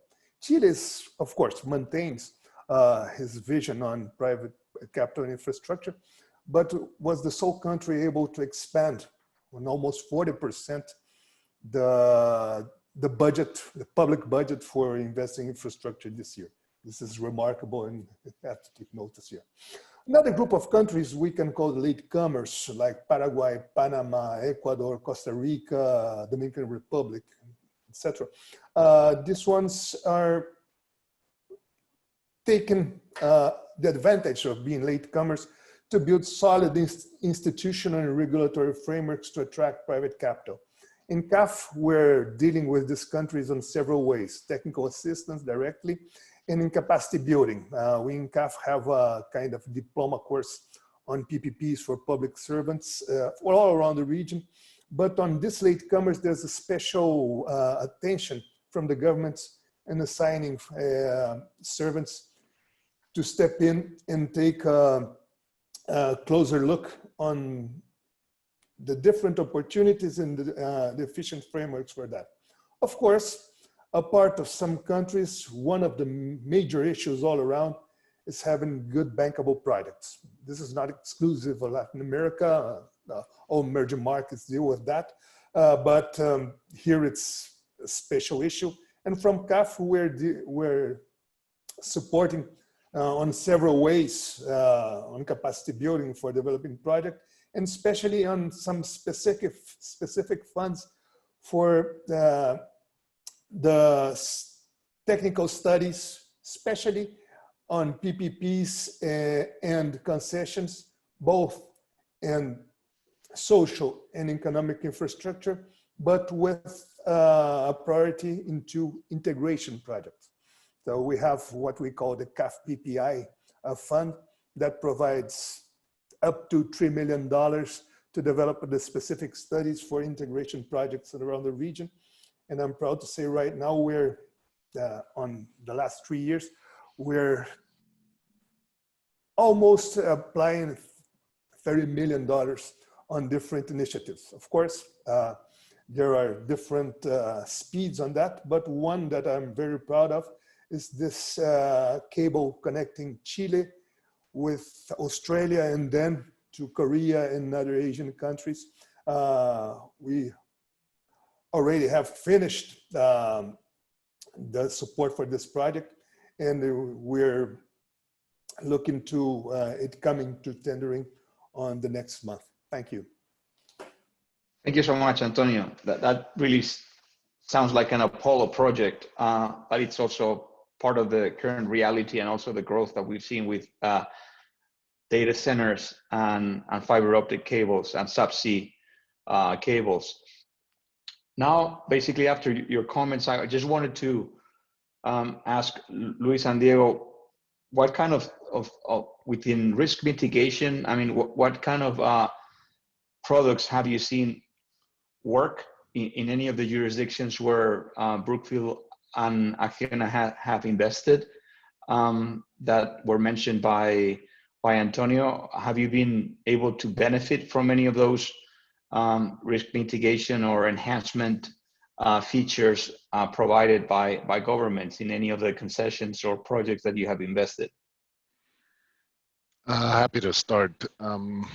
Look, I would say we typically don't look to use hedging, for example, of currencies or whatnot for that. And I would say we also focus in countries where we feel like the perceived political risk is much lower. So we haven't really used those products, but maybe just to kind of take the question as a different spin, I think the key things for investors really are rule of law. We are looking for clarity, stability, you know, systems that aren't subject to political swings. You know, it shouldn't be that toll collection becomes a campaign issue for local politics, right? And also the development, I think Antonio made a good point, the development of bankable projects. There's lots of models to copy, particularly Chilean ones that work really well. But I liked Antonio mentioning that, you know, CAF is financing technical studies to really improve the quality of the projects that get tendered. To Diego's point earlier about Peru and some of the projects that come out but never make it to the end, it'd be great to see better preparation from them so that there is more competition and makes the projects just easier to digest and more attractive. Thank you, Luis. That makes a lot of sense. I mean, myself being a lawyer, I mean, that's, I think, one of the critical issues that we always advise on, right, from the get-go, right? The framework and the rule of law. Any thoughts, Diego, on this issue? Yeah, just to complement on what just Luis mentioned, we haven't even used either any of these instruments because most of our investments in the region have been in Mexico, Chile, and Brazil, and at those times we didn't need those instruments. But the reality is that in those countries where there's less tradition with concession and PPPs, obviously they really need advice from, especially from multilaterals. I think the role that CAF or IDB or IFC are playing, helping some of the governments to structure how the price is really key for the real development and ability of the assets. What you just mentioned about the making the price bankable, I think is something that is a message we try to convey in every single discussion we have with different clients, but it's not always perceived in the same fashion. No? But there are issues such as right-of-way acquisition, environmental licensing, dispute resolution, which are really repeated in every single project in every single country where we go to. And those are the kind of things that need to be mitigated in order for the private sector to move forward with investments. Actually, even in countries where they have more tradition, like Brazil, for example, they are being advised by IFC, for instance, some of the projects, and I think that's helping, and they are mitigating the FX risk. They are even taking into account the impact of the COVID in the demand risk, and they are trying to put forward mechanisms to mitigate that issue. So I think the key is really to make things bankable. I think multilaterals have a lot to say on that, and probably clients should probably follow their advice and follow these policies. Thank you so much, Diego. When we tackled, the subject, of these panel, we all pointed out to the importance of energy transition and in some cases energy transformation. So, I mean, I just wanted to hear a little bit about your views on how each of your institutions basically are taking advantage of these. I clearly note that obviously Acciona has a great renewables arm, and it's has been doing renewables for a long time. So for Acciona, obviously renewables is part of their DNA. Perhaps Luis, you can comment a little bit on it too, because I know from Brookfield's perspective, probably hydro was the first asset, right, that Brookfield focused on many years ago. But how are you looking at the energy transition move now in terms of opportunities? Yeah, no, look, I think this is a significant slice of the growth in the future. You're right, we have a portfolio around 20 gigawatts of capacity across a variety, all technologies in the renewable sector.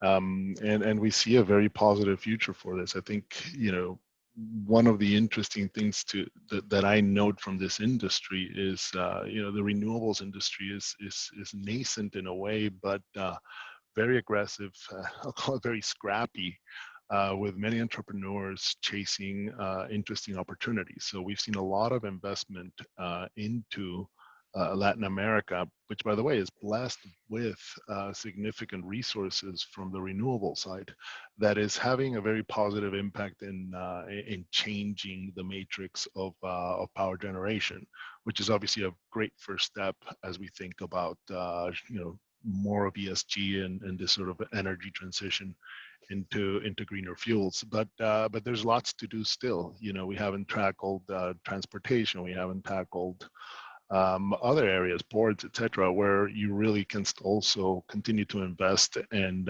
help reduce carbon emissions and focus more on green energy. And thanks so much, Luis. Antonio, something that we've noticed is that obviously many oil and gas companies, either national oil companies or independent oil and gas companies, are basically already into the renewables business. Some of them are even launching IPOs with respect to their subsidiaries.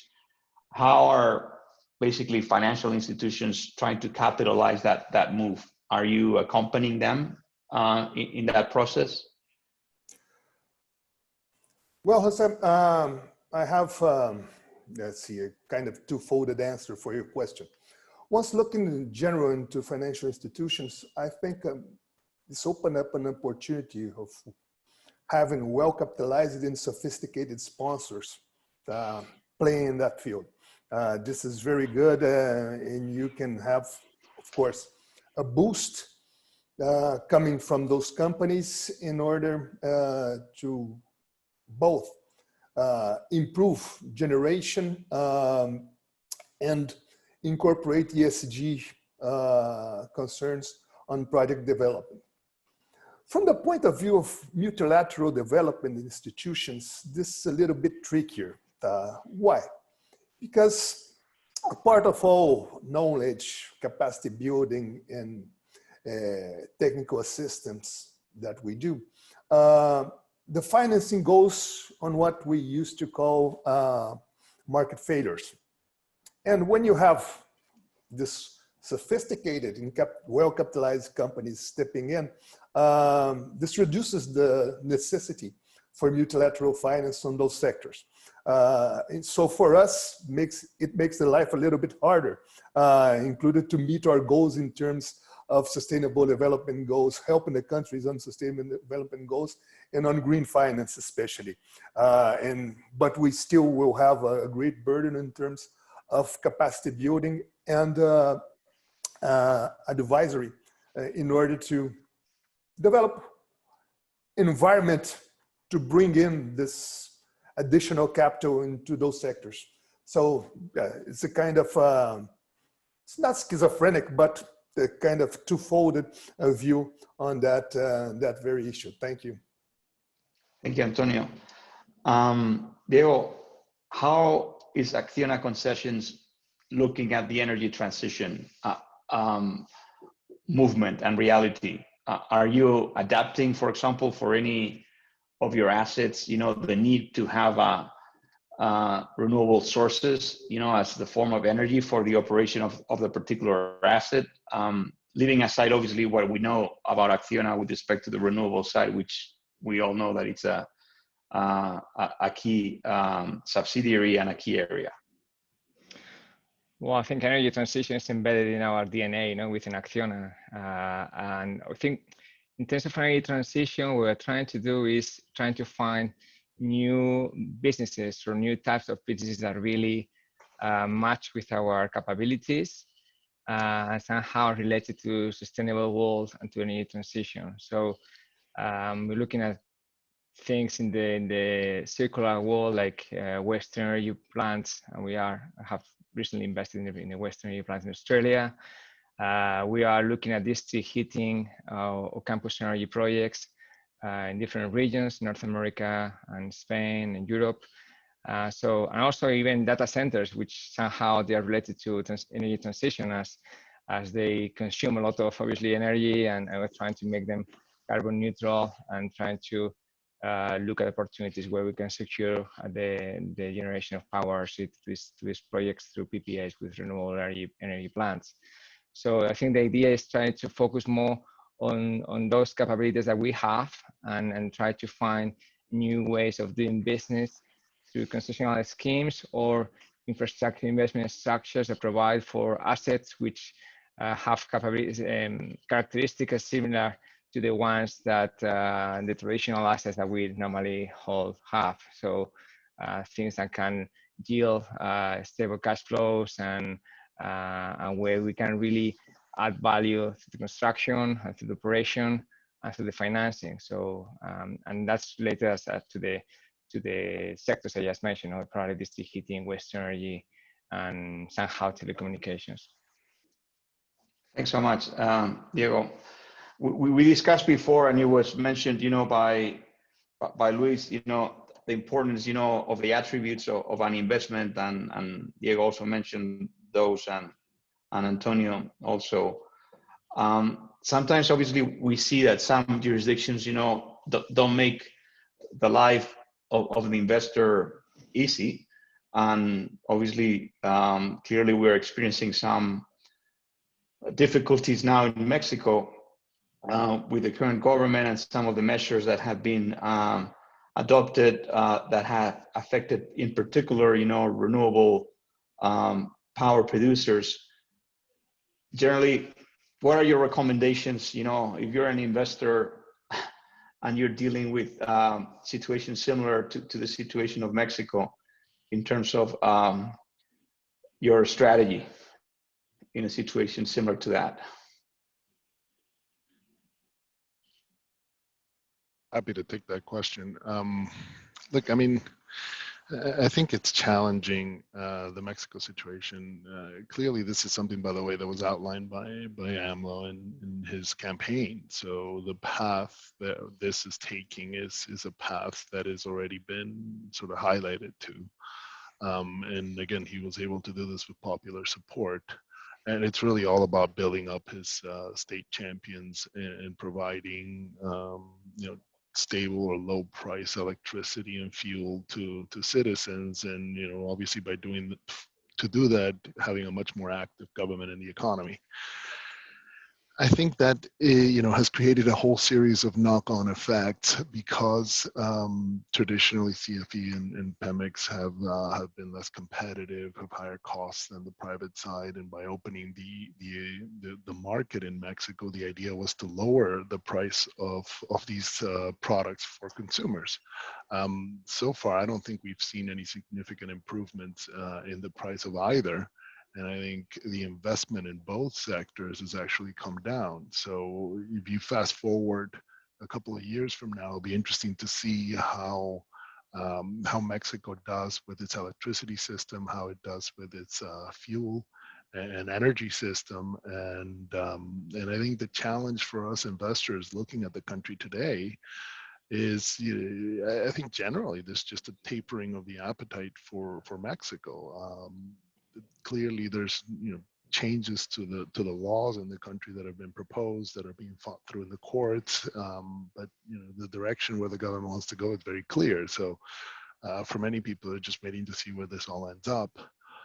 That's going to dry up investment, and that's going to mean that the government's going to have to step in a bigger and bigger way to meet the demands of a growing country. So it's not an easy situation, and in the end, you have to come back to what is best for consumers. And I think this is being tested in Mexico. The reality is Mexico is different than many of the other Latin American countries, because other than Brazil, there's no large state-owned oil and gas company, and in none of the other countries that at least we're in do you have a large state-owned electricity company.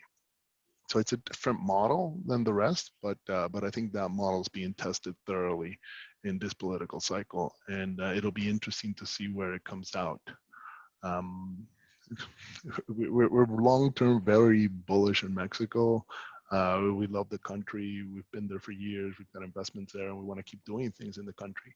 But some of these political moves clearly create roadblocks for us to be more involved. Thanks so much, Luis. Any other thoughts from Antonio or Diego on this topic?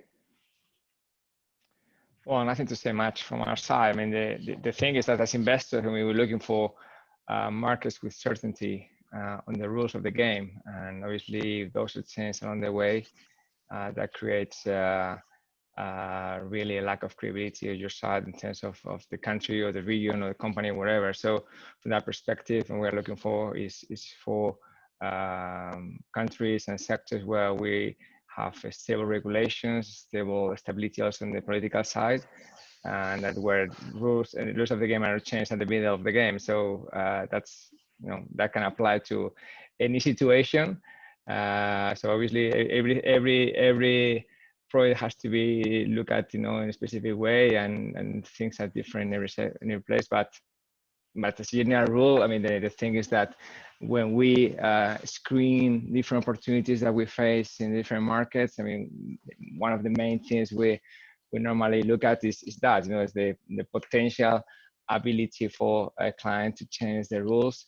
And obviously those things normally happen where there is a greater disbalance or between what's been offered and the market reality. So anything which is heavily subsidized or which is driven not by the need in infrastructure by other other drivers, then in the future that may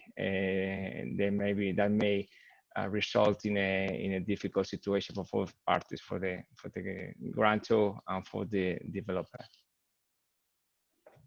Thank you, Diego. If I may, Jose, Please. and not specifically about any country, but a long-term concern that we have in matters of energy and energy transition is the case of the future of utility companies with this kind of microgeneration and how to deal with the regulation of the sector. All around, there are many ideas, many studies, but there are many challenges on this. So this is a concern. We are studying a lot of cases in order to build up some consistent view on the future of that, because the issue of the grids with microgeneration can be very tricky. Ernst & Young launched a study a couple of years ago for Europe, and the impact on utility companies is really great. So we have to take this into account. In some countries like Brazil is already experiencing some difficulties for the mainly distribution sector, energy distribution sector, because of the equation built for solar. So this is becoming a challenge. And of course, in order to help the countries to bridge the energy transition issue that in the region is mainly on transportation, but transportation will link to the issue of the grid. Anyway, this is a very important challenge in looking to the future. Thanks. And I think you raised, Antonio, a great question. I mean, I heard many folks that are really specialists, you know, and kind of forward thinkers talk about, you know, flat rates and flat fees for electricity, similar to what you can get now or negotiate with different telecom providers. I mean, and we talked obviously about consumers and what's going on now in Mexico in terms of making things a little bit more reasonable for the end consumer. Does any of you anticipate that we will reach that point with respect to utility bills?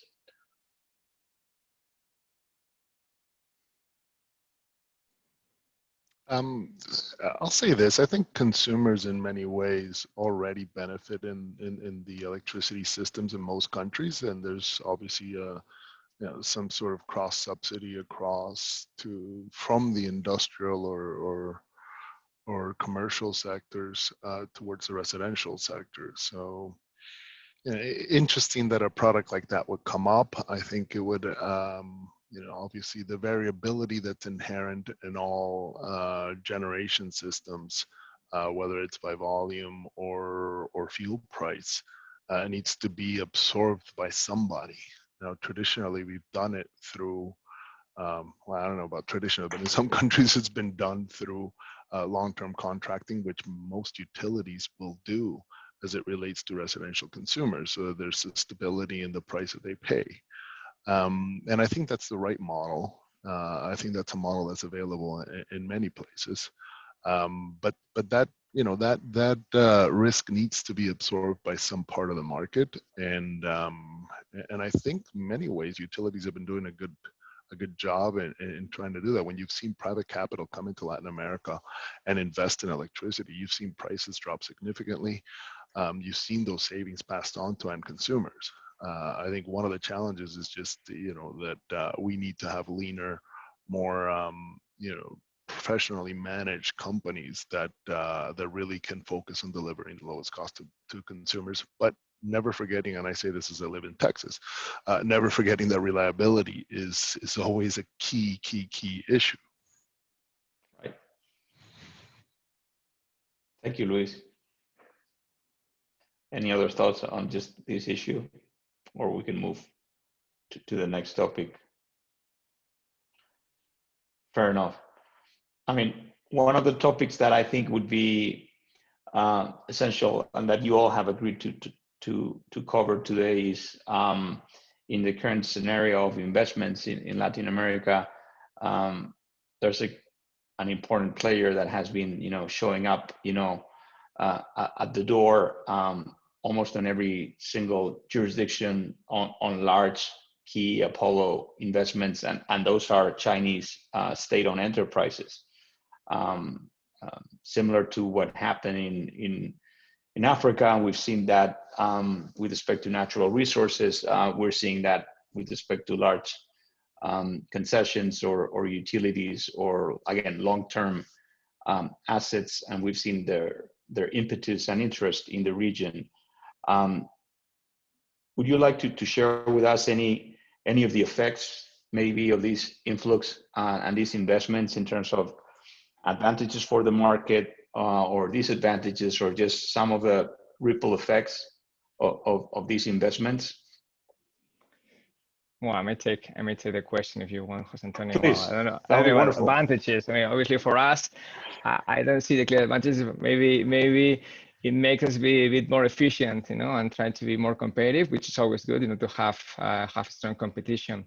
Well, it's true that the expansion of Chinese companies, especially state-owned enterprises, is unstoppable worldwide, and it's clearly arrived also to the Latin American region. And we've recently seen them participating in singular projects, you know, and large projects like for instance, the Metro of Bogota last year in Colombia, and where a consortium of Chinese companies actually were the only bidder, which also tells you a bit about that, you know, because if they are only bidder in a project which is really heavily chased by a number of worldwide companies, and none of us really believe that the risk allocation proposition put forward by the client was good enough for us, and it's only a Chinese company that does that. I mean, I think that tells you something if you're the client, you know, and if you're thinking long term, I think you also have to consider that. Obviously, we have seen that the Chinese companies have conquered the African world, and they have replaced some of the European corporations in countries such as Algeria or Egypt. But, and obviously not generalizing, but I think they're struggling a bit with meeting deadlines and finalizing works in budget and in time in some cases. And that's something that also needs to be considered in Latin America. And when they bid for concessions, I think we have seen some examples in the recent years of projects awarded to Chinese companies dropping prices significantly, and then clients really seeing a big delay in these projects being undertaken. So if price is the one and only criterion for the award of projects, or maybe you know, you're going to see more of them. But if clients also take other things into account, such as sustainability, for instance, I think things will change. I think in our case, when I say in our case, I mean the more the traditional infrastructure, Western European infrastructure developers. I think we have to be using our competitive advantages in terms of, you know, our know-how, my expertise in managing concessional assets, sustainability approach. I think all those kind of things are the weapons we have, together with trying to be much more efficient and with the ability to convince the clients of the value we bring to the table by using local workforce, for instance, by using transparent methods in terms of financeability of the assets. I think all those things I think are important. I think we'll keep bidding for the assets, and I think we'll keep being competitive, but we'll have to make an extra effort. It's also true that the traditional lack of people on the ground of Chinese companies in regions like Latin America is not there anymore, as some of these Chinese companies are acquiring, for instance, medium-sized construction companies in Spain, and that's giving them already some exposure, you know, to the local market, and giving them additional know-how. So we just have to adapt to that and prioritize our projects and our opportunities, and learn from that, and maybe even partner with them. And I'm sure that we'll end up partnering with them in many occasions, you know, whenever they bring something, they bring value to our consortiums. And actually, as we speak, you know, we are talking to some of these companies to participate together in some of the most important bids in Latin America. Thank you so much, Diego. On this last point, and I would love to hear others, but I experienced that recently with some of the large projects that I've seen on the utility side, and the partnership is something that I've seen among private equity or private capital in this case, financial sponsors, companies such as Acciona, you know, industrials and operators, you know, and then in some cases, Chinese SOEs. So I think that the partnership point is something that is very, very current. I don't know if Luis or Antonio would like to comment on this issue. Sorry, yeah, no, happy to weigh in. I mean, please. Ultimately, China will play an important role in the global economy going forward.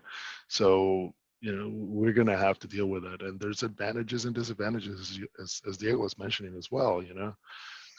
What I think some of their advantages is they are much more open to taking risks. They have very long-term focused. They can be very aggressive in paying for assets or taking those risks. They also seem to access to different sources of funding, which can sometimes be a benefit for them in processes.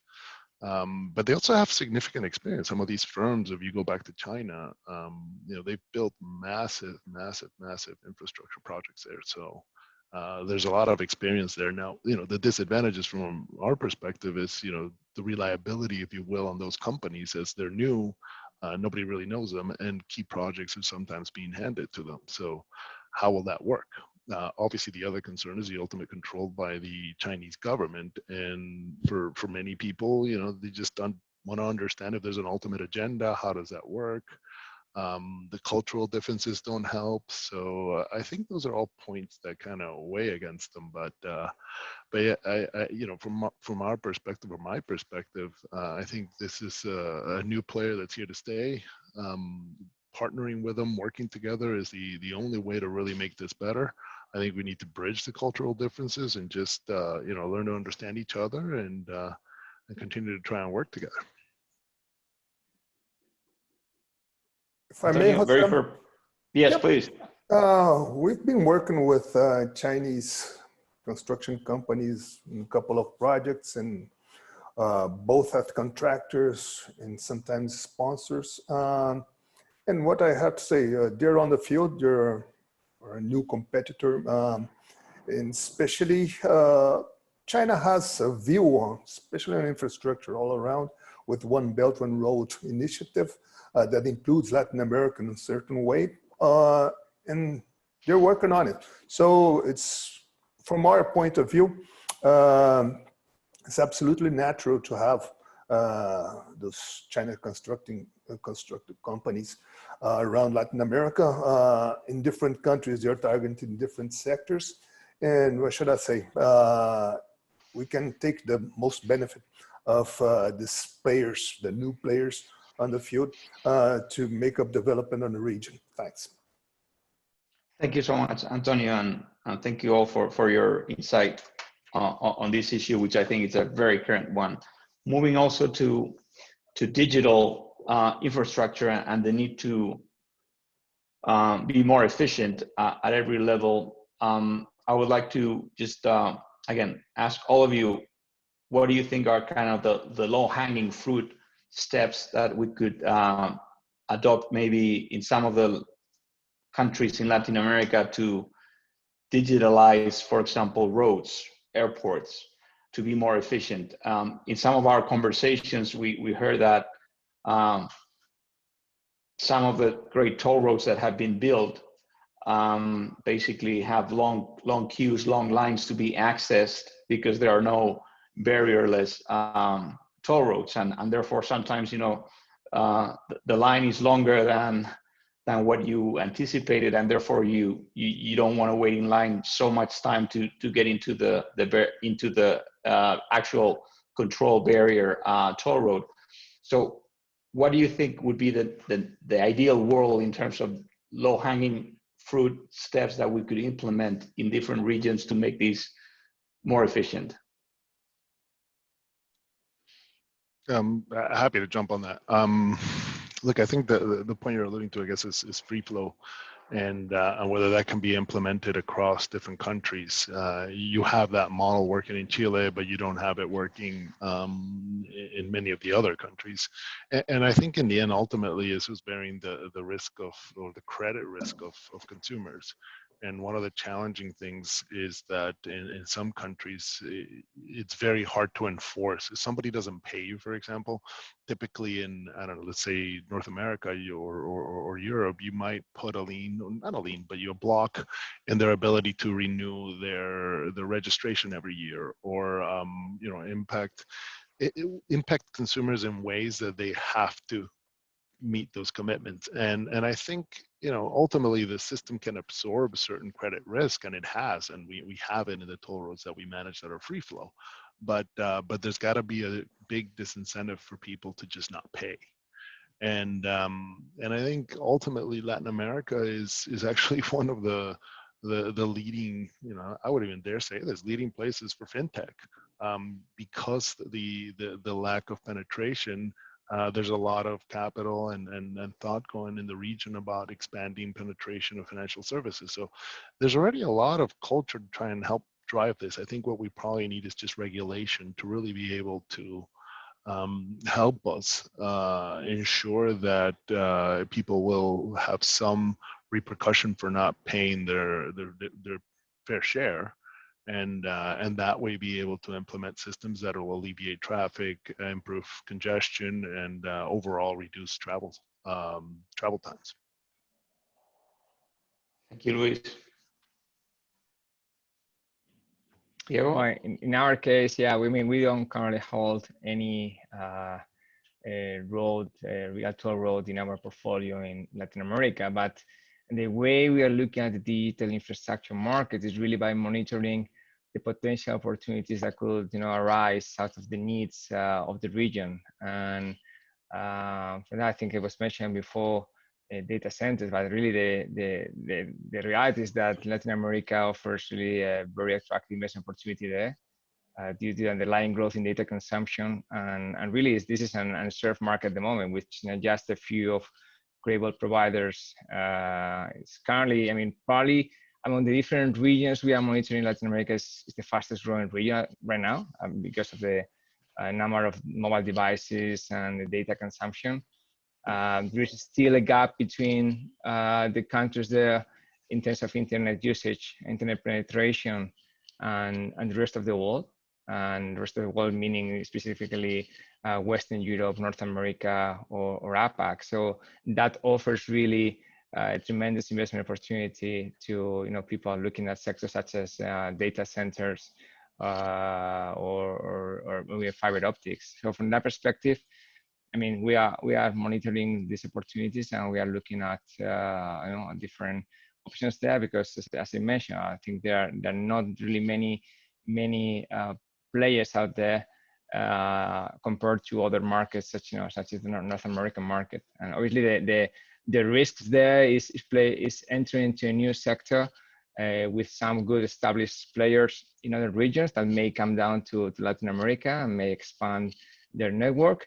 But at the same time, companies like ours, which has construction capabilities, equity capabilities, O&M capabilities, and also ability to provide renewable energy to these kind of assets, I think this sector offers a unique value proposition for us.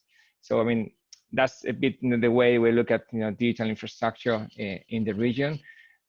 Linked to the assets that we hold, obviously in urban transportation, I think the growth and the future will be very much linked to the digital features and also to sustainability features, and that's something that we are assessing at the moment in, for instance, in Line 6 of the Sao Paulo Metro, and how to implement and to try to make the growth of the fiber optic networks and make it compatible with the development of our assets there. And in terms of toll roads, we're looking at some opportunities in the Chilean toll road sector. But I think the free, as Luis mentioned before, the free flow schemes have already been there for for many years, and I think compared to other markets, they are very well advanced. Right. Antonio, any views on this? Of course, Jose. I would take a broader view. Airports, this theme of digitalization in airports really doesn't concern me, because the business model for airports, a part of the general airspace control, that's another matter. The business model for airport concessions, etc., fits quite well in bringing in further digitalization.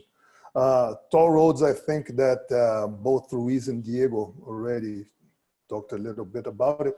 I will come back into one specific issue that Diego mentioned, that is regulations. Of course, you have quite different regulations all around the countries in Latin America region, but one main characteristic is that there's a lot of burden of controls on contract that somehow threatens the flexibility needed to adopt and incorporate digital technologies in all concession contracts in general.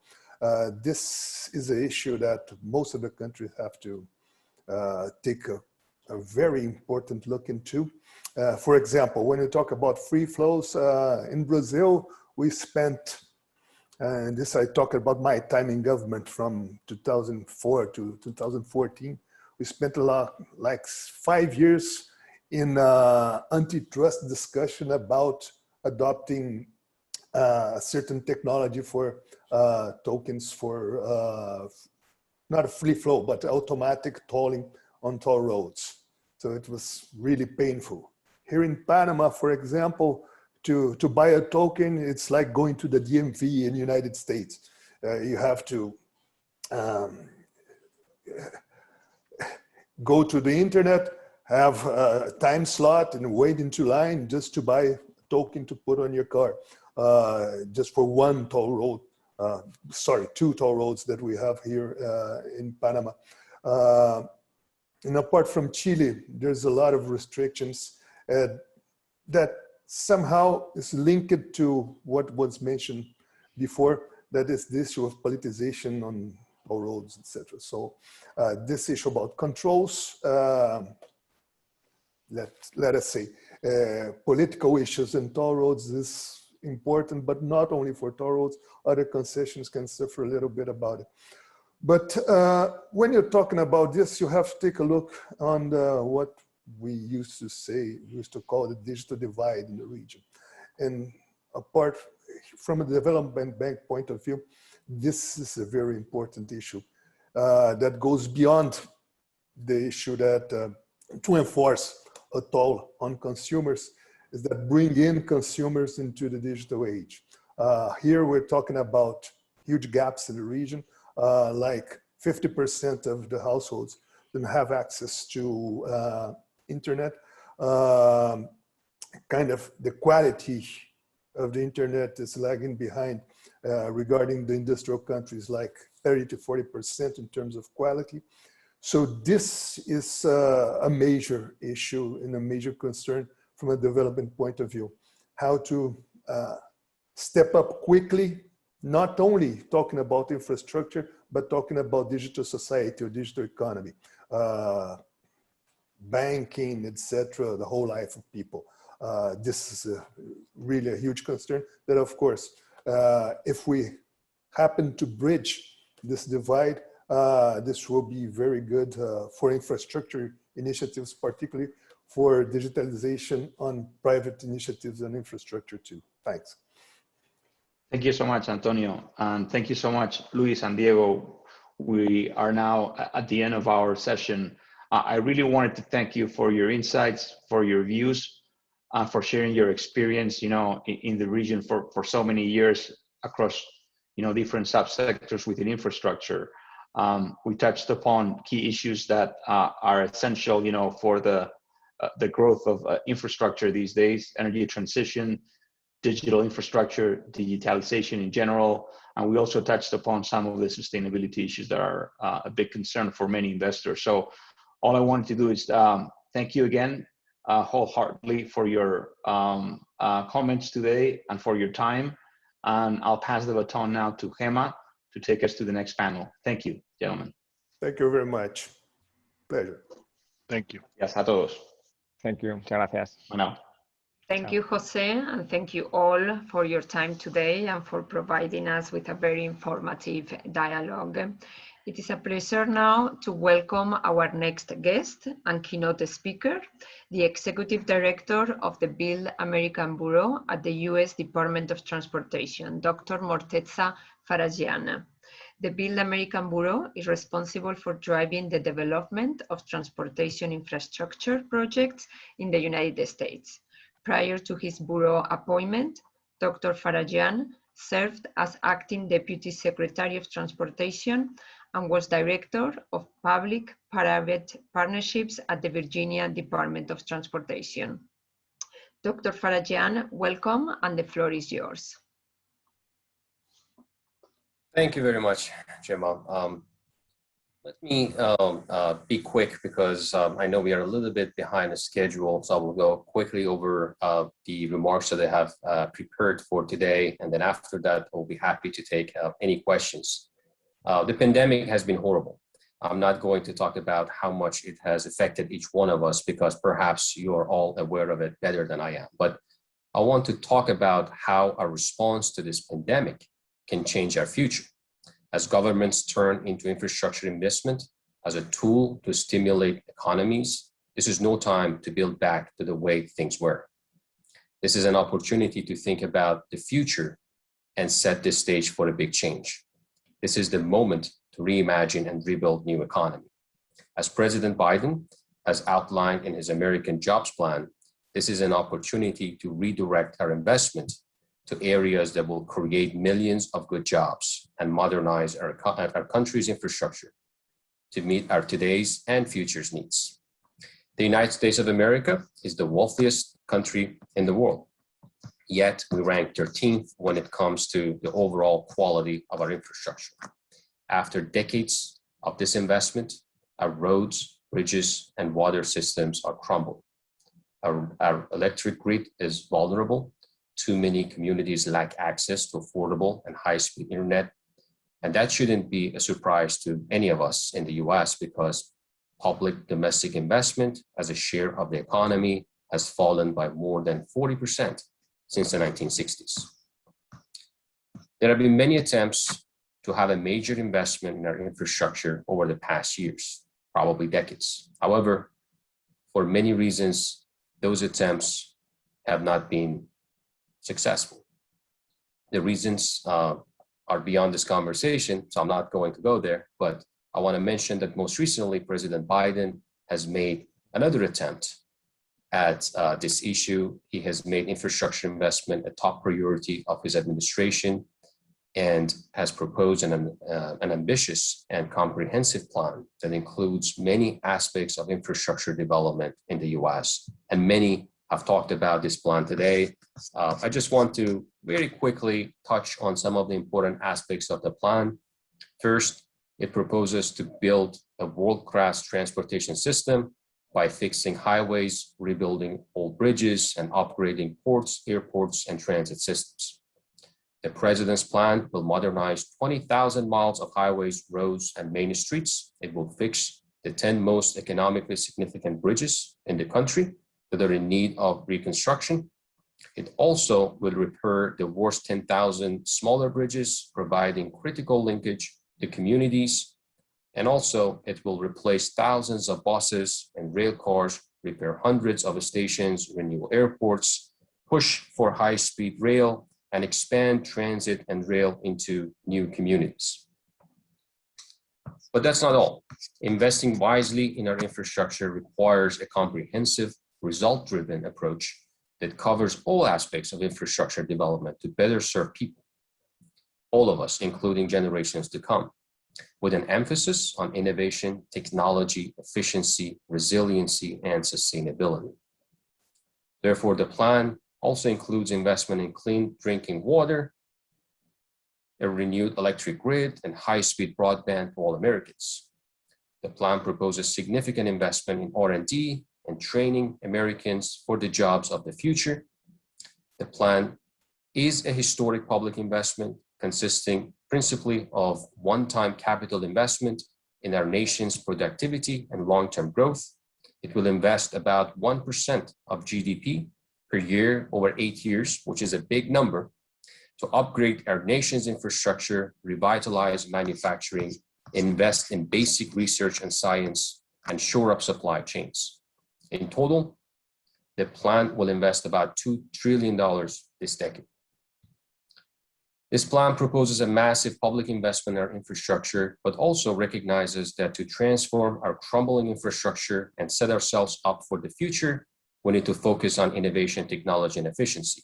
This plan is an inclusive one that proposes safeguards for critical infrastructure and services to protect vulnerable communities, including people of color and minorities. Social and racial justice is a big element of this plan. It is important to mention that many aspects of our infrastructure are interrelated these days. For example, you cannot pave roads and highways but not have digital infrastructure in place to use intelligent transportation systems. To achieve maximum efficiency and outcome, we need to put all pieces of this puzzle together.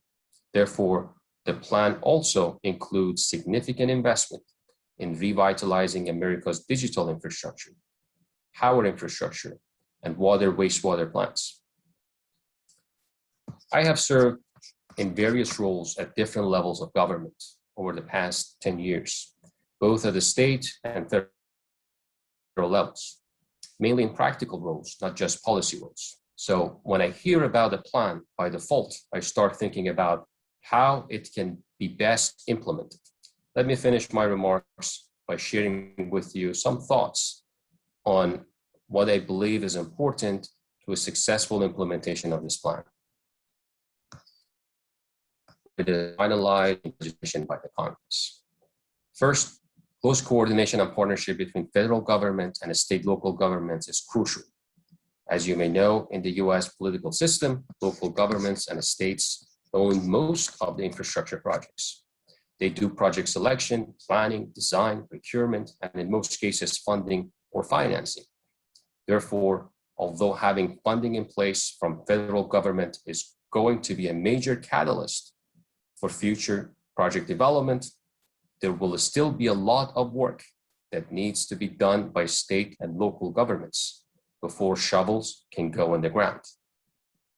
So we need to develop capacity within state and local governments to facilitate infrastructure development. Second, using private sector's innovation, technology, and expertise is vital to ensure maximum efficiency is achieved. This is where we must partner with companies like the ones that you represent today to leverage your best practices and innovative approaches. I saw the benefits of this partnership firsthand when I used to work for Virginia Department of Transportation and negotiated some of the largest and most successful P3 agreements, not only in Virginia, but in the US. For example, I-66 Express Lanes project in Northern Virginia, which is currently under construction by Cintra and Ferrovial, has saved Virginia's taxpayers at least $1 billion. This number is not just based on a theoretical analysis with questionable assumptions. We ran 2 procurements side by side, one as P3 and the other one as a conventional delivery model with public financing. And we saw the $1 billion difference in the price tags. I always tell folks that P3s are a powerful tool if used properly and on the right projects.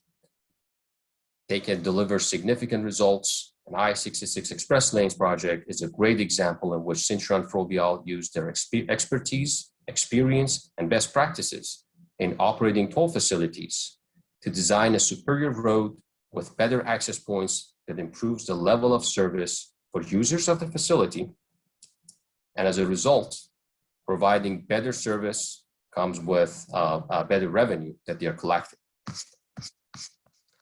They will be collecting when the road is operational. I believe they're close to be operational, but there are Cintra folks here and you can ask about the status of the project. Now that I represent Build America Bureau, I'm actually on this other end of the table. I negotiated a $1.2 billion federal loan for them, a TIFIA loan, when I was in Virginia. And now I oversee the program as Executive Director of Build America Bureau. I oversee the program. We have about $100 billion capacity that we can provide to infrastructure projects, similar to the $1.2 billion loan that we have provided to I-66 project.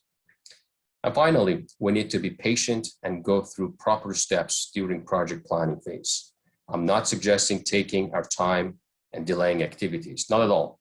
I'm suggesting evaluating all viable options properly at planning stage and considering a stakeholder engagement in the early stages. Some shortcuts are not worth the risk. It is important to have a process in place to ensure any project selection and development has the input and support of the communities, particularly those communities that the project is going to impact or serve. Multimodal development and offering a variety of choices to different classes within the community is often the key to improve social and racial equity, and as a result, gain community support. Otherwise, the project may face opposition and setback later in the process that could even put it on hold for a long period of time and cost significant time and money. Just look at what has happened to the Purple Line in Maryland as an example.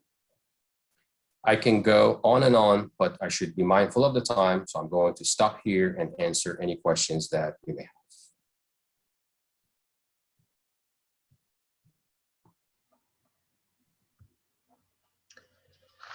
Dr. Farajan. Thank you so much. I don't believe we have any questions from the audience at this point. I believe your remarks were very clear, very hopeful, and very insightful. So thank you very much for those. And we do have the CEO of Intra in the next panel discussion, so he will be able to respond to your remarks in the next. Great. Thank you so much. Thank you very much. It's my pleasure to be participation. here with you today. Thank you. Thank you. And now it's time to place the spotlight on major infrastructure projects in the United States. Moderating this final panel and introducing the participating speakers will be Jennifer Trock, partner and chair of the Global Aviation Group and the North America International Commercial Practice Group at Baker McKenzie. She serves as the chair of the ABA's Forum Air and Space Law.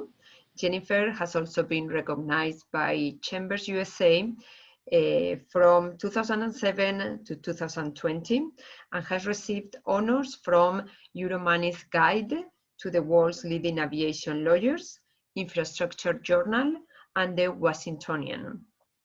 Jennifer advises airlines, airports, and aerospace manufacturers, travel distribution clients, OEMs, and corporate entities on complex transportation and aviation-related regulatory. Jennifer, thank you for joining us today, and the floor is yours. Thank you so much. Welcome and thank you all for joining us, and a special thank you to the Spain-U.S. Chamber for hosting this wonderful event and on a topic that's near and dear to my heart, infrastructure and transportation infrastructure in particular.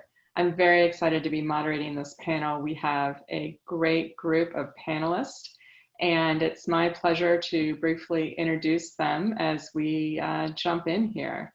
So first, let me introduce Andres Sacristan, who is president of Cintra Worldwide.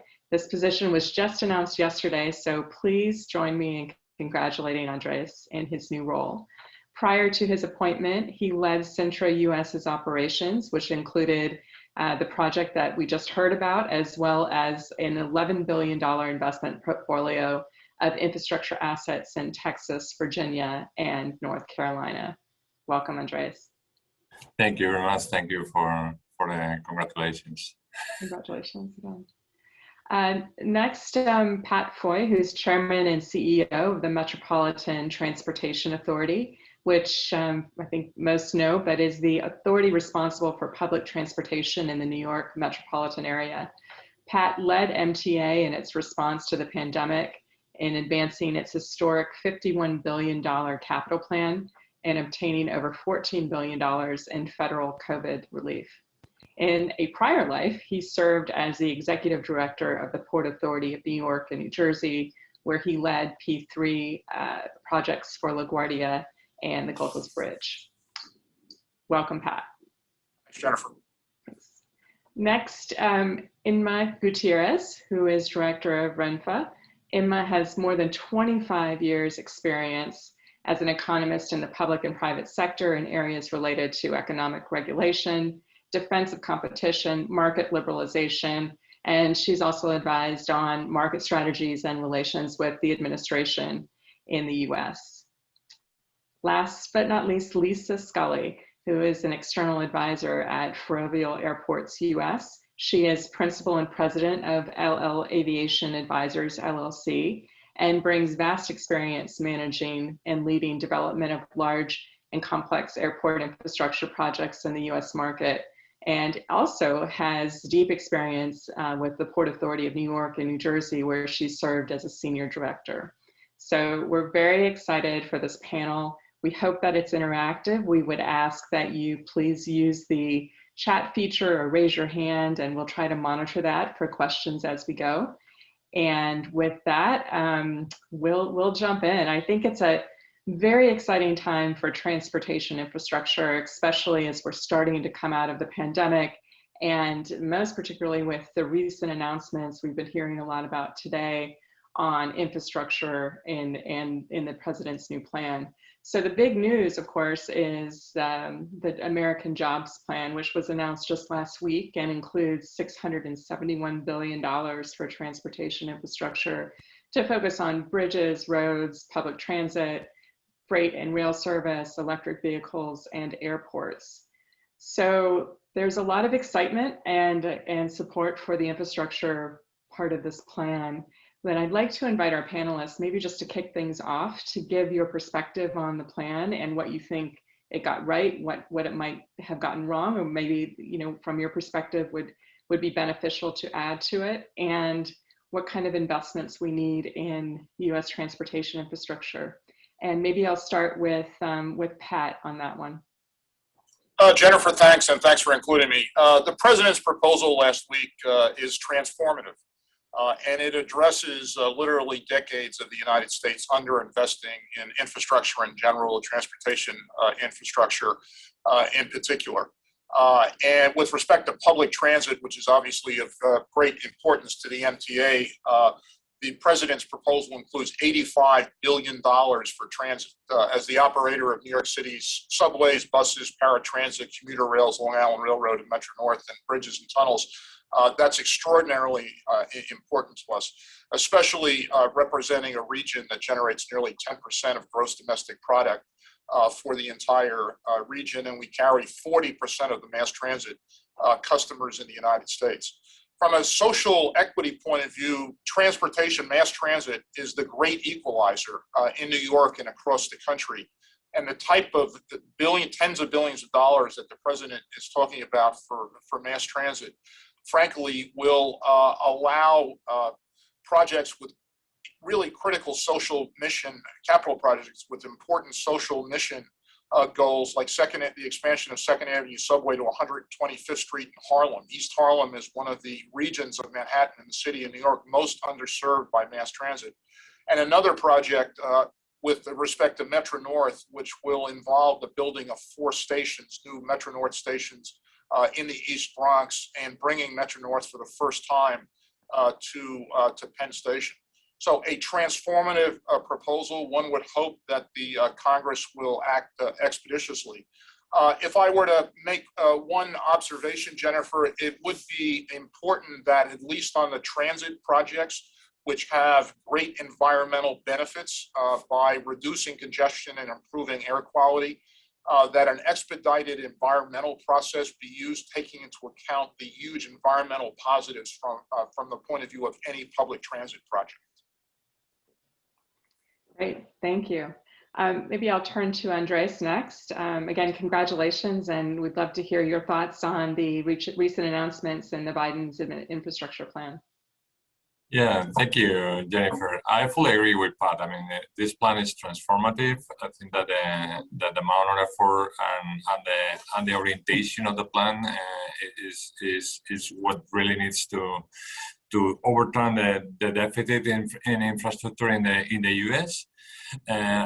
We are very keen to leverage all the taxpayers' funding of the plan with more private investment. I think that that's needed, and I think that it will help to make the plan through and going through Congress for sure to promote the P3 within the plan as a conduit to get more projects delivered.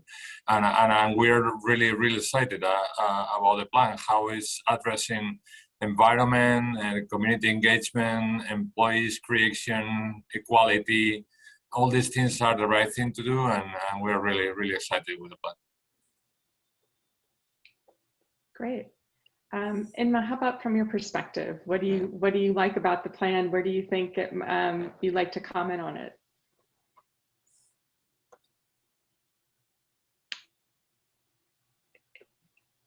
Sorry, my microphone was off. Just before jumping to to your question, let me say something, please, because I would like to remark how happy I am for taking part in this Infra Symposium organized by the Chamber, because as a former member of the board of the U.S.-Spain Chamber in Miami and also of the U.S.-Spain-Texas Chamber of Commerce, I know the importance of the role that these bilateral chambers play, strengthening the links between our two economies. So for me, it's a real pleasure to cooperate with these bilateral chambers. And I want to say thank you for organizing this very timely symposium. But coming to your question, well, I think something very important is to remark that this is not only an infrastructure plan. This is an economic policy plan with a focus on infrastructure. And that's very, very important from my perspective because of the wide range of different things that this plan attacks. It's not only infrastructure, it's also creating different kind of jobs and IT systems and refurbishment or commercial buildings, so many different things. But of course, there is an emphasis in transport infrastructure, quite a strong emphasis on that. And the investment transportation are broken out into several different categories. And in that, I would remark at something that the previous speakers have already done, the environmental accent, and that's something new in the speech. No, that's something that is, well, it's closer to what we are living in Europe with the Green Deal. It sounds more familiar speech, and I think that it was really necessary and that we welcome. The other thing that I would remark, and that seems very positive to me, is that the railway sector is on the list, and there is a clear change in the mindset about this sector. And I'm talking about the railway sector in a very wide with a very wide approach. So commuting and transit, and also covering long distance. Just note that from all the transportation modalities, passenger railway services have been the one lagging behind more seriously in the country, from my perspective at least, especially when we compare it with other countries, and particularly with Europe. So yeah, within the poor sister in this ball. And well, and this is in quoting the president's speech when he was presenting the American jobs plan. He was telling us that rail lacks a multi-year funding stream to address deferred maintenance, enhance existing corridors, and build new lines in high potential locations. So it's very remarkable, and we totally agree with him. So again, we welcome the climate-friendly approach of this plan, and the fact that the railways are on the list. Yes, and I can tell you, as a frequent commuter from DC to New York, I am also grateful for the investment in rail transportation. It's really great to see, but it also has much more systemic impacts for us as a nation. Lisa, from an airport perspective, what are your thoughts? I know that the gap between the need for infrastructure improvement at airports and what's in the plan is still pretty big, and I wanted to just kind of get your thoughts on the transportation allotments for airports in the plan. Well, first of all, thank you, Jennifer, and very happy to be part of this panel with such honored and august presenters. But in terms of what's been allotted for airports, first of all, the plan is bold, and there's, it's amazingly innovative in terms of what the president and the administration is putting forward. But for airports, the gap, it's going to help us. We welcome the opportunity to close the gap in funding for infrastructure, But for example, in just the next 5-year period, airports are looking at $115 billion of investment that's necessary to bring them up to 21st century standards. And of that 115 billion, 60% of that is for capacity expansion, 40% for state of good repair. So if you just look at the numbers, airports are going to, in the next 5 years, really being focused on state of good repair, given if they were only to be looking at this $25 billion. So it's a welcome opportunity to help fill in that gap, but we're certainly going to need other sources of investment. And hopefully we'll talk about that a little bit in terms of private investment. But what is exciting about this new program is that the funding that will be coming to airports is going to increase the AIP program, which has for over a decade been capped at a number that is really not sufficient to fund airport needs. And it will also allow airport owners and sponsors to use funds, as we understand now, for terminal renovations, which is traditionally not been permissible.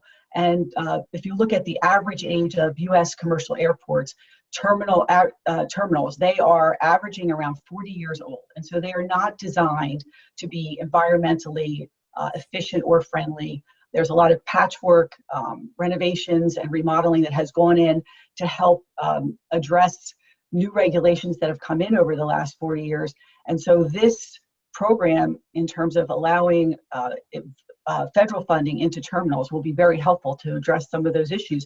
And the focus on resiliency is really terrific as well, clearly, because what we've all been experiencing with the change in climate and the impact on airports, especially, having come from LaGuardia Airport for 9 years and having dealt with Hurricane Sandy and the loss of operational use during that time, resiliency projects tend to get funded after there's a problem.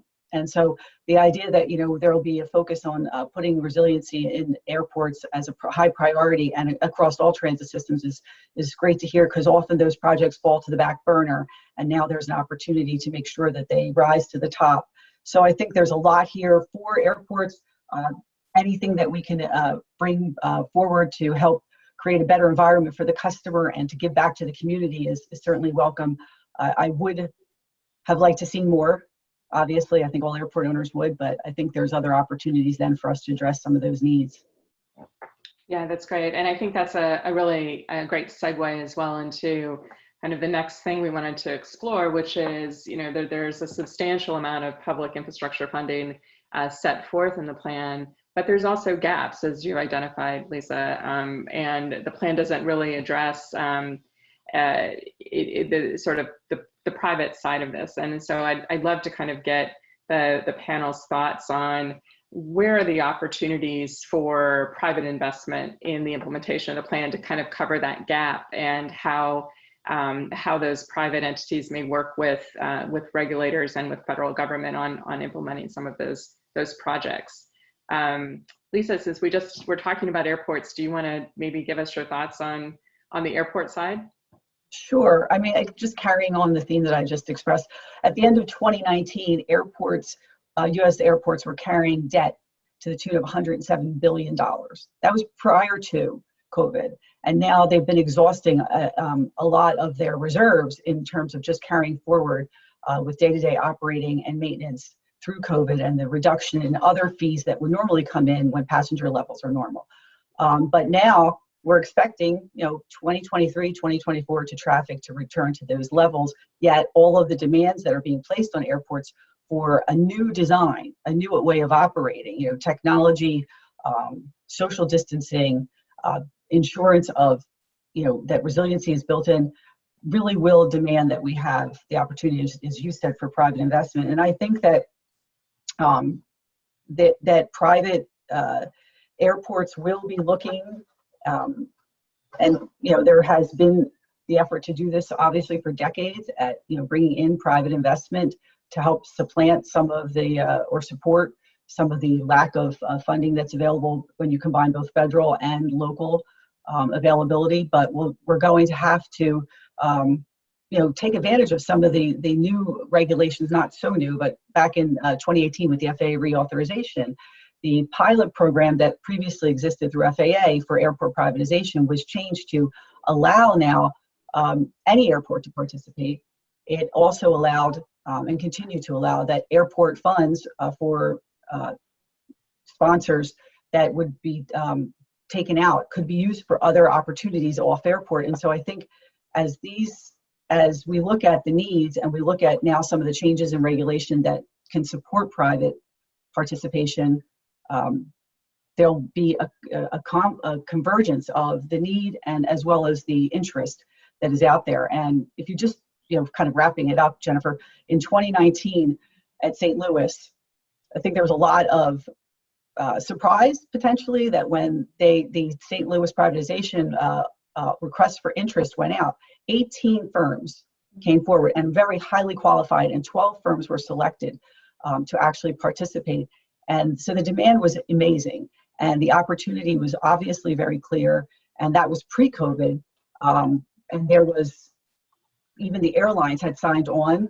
They had a pro forma agreement to allow for the privatization to move forward. Unfortunately, the municipality decided to terminate the agreement for, jurisdictional reasons, as they quote. But I think that municipalities are really stressed now after COVID, and that there may be more opportunity to consider that those funds could have been used for efforts outside of airports. So hopefully this has created a groundswell that will bring private investment closer to the finish line of getting these projects going.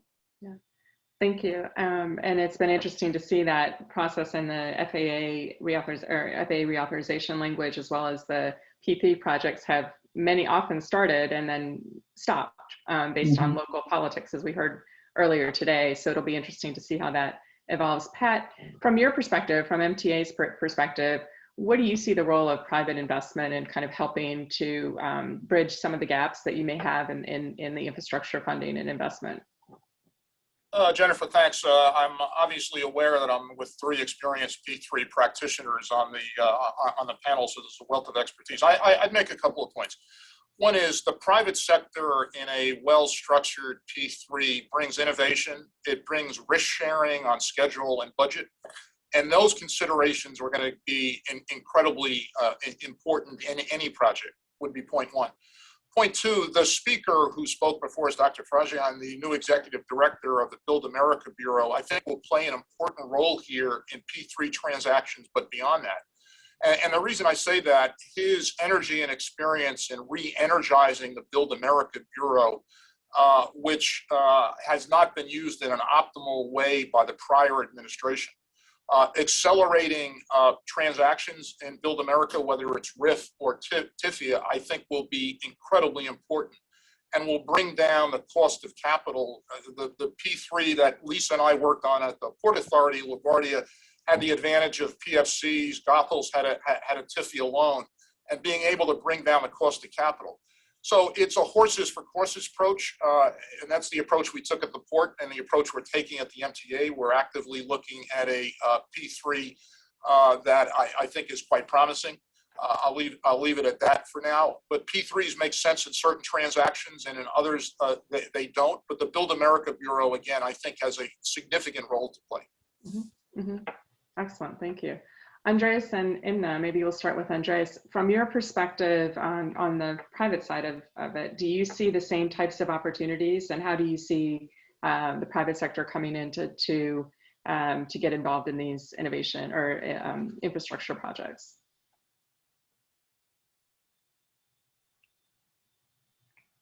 Sorry, I was mute.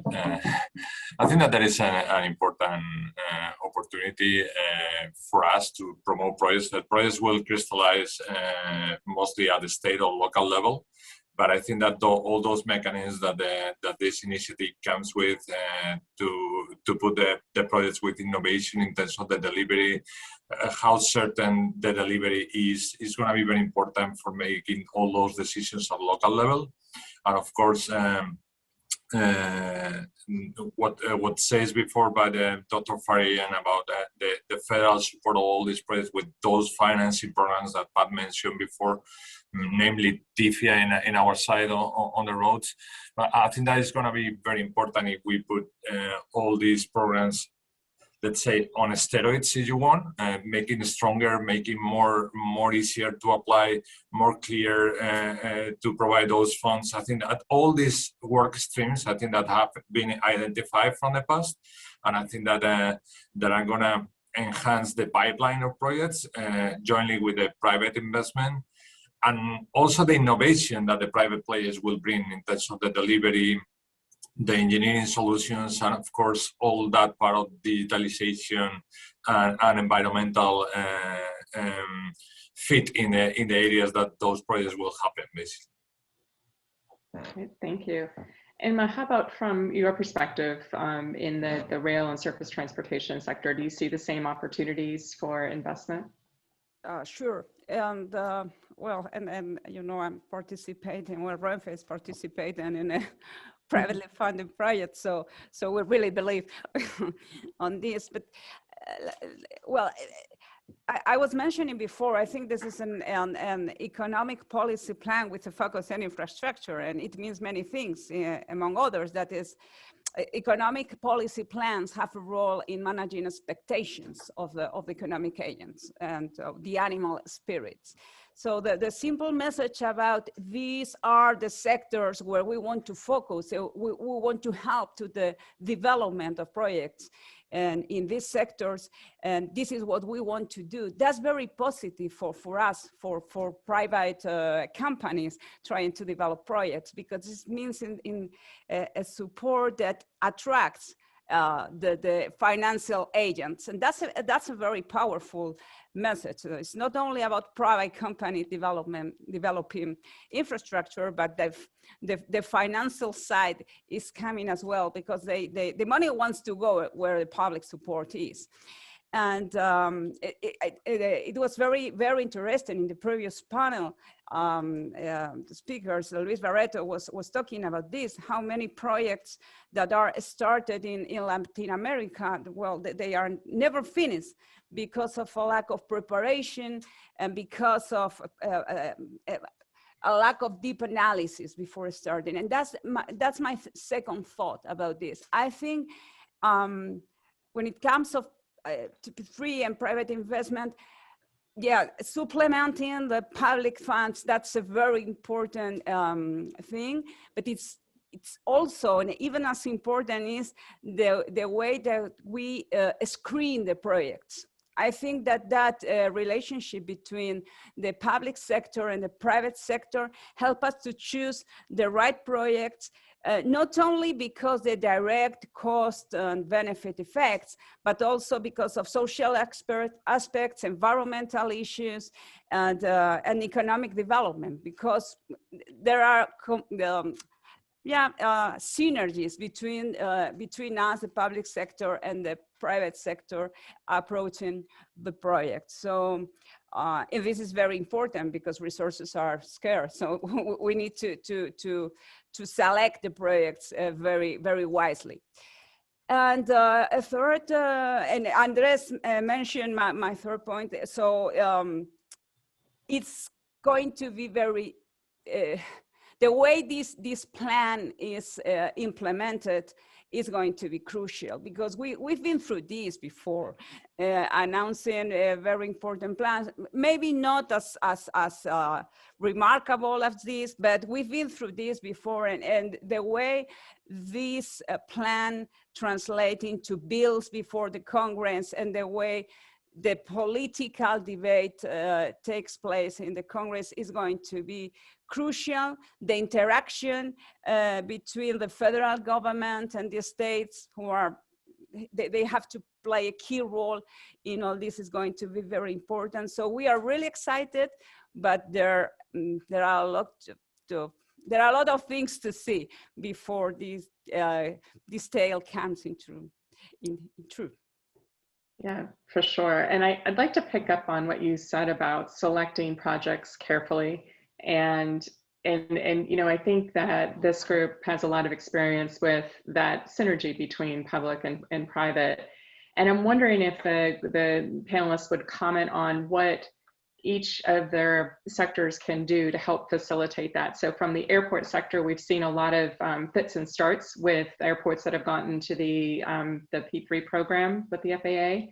And you know, I think there's some things that airports could do to give certainty to the market a little bit more, and also things that maybe the market would like to see. And I wonder if you have thoughts or comment, maybe we could start with Lisa and Pat and get Andres and those thoughts on that.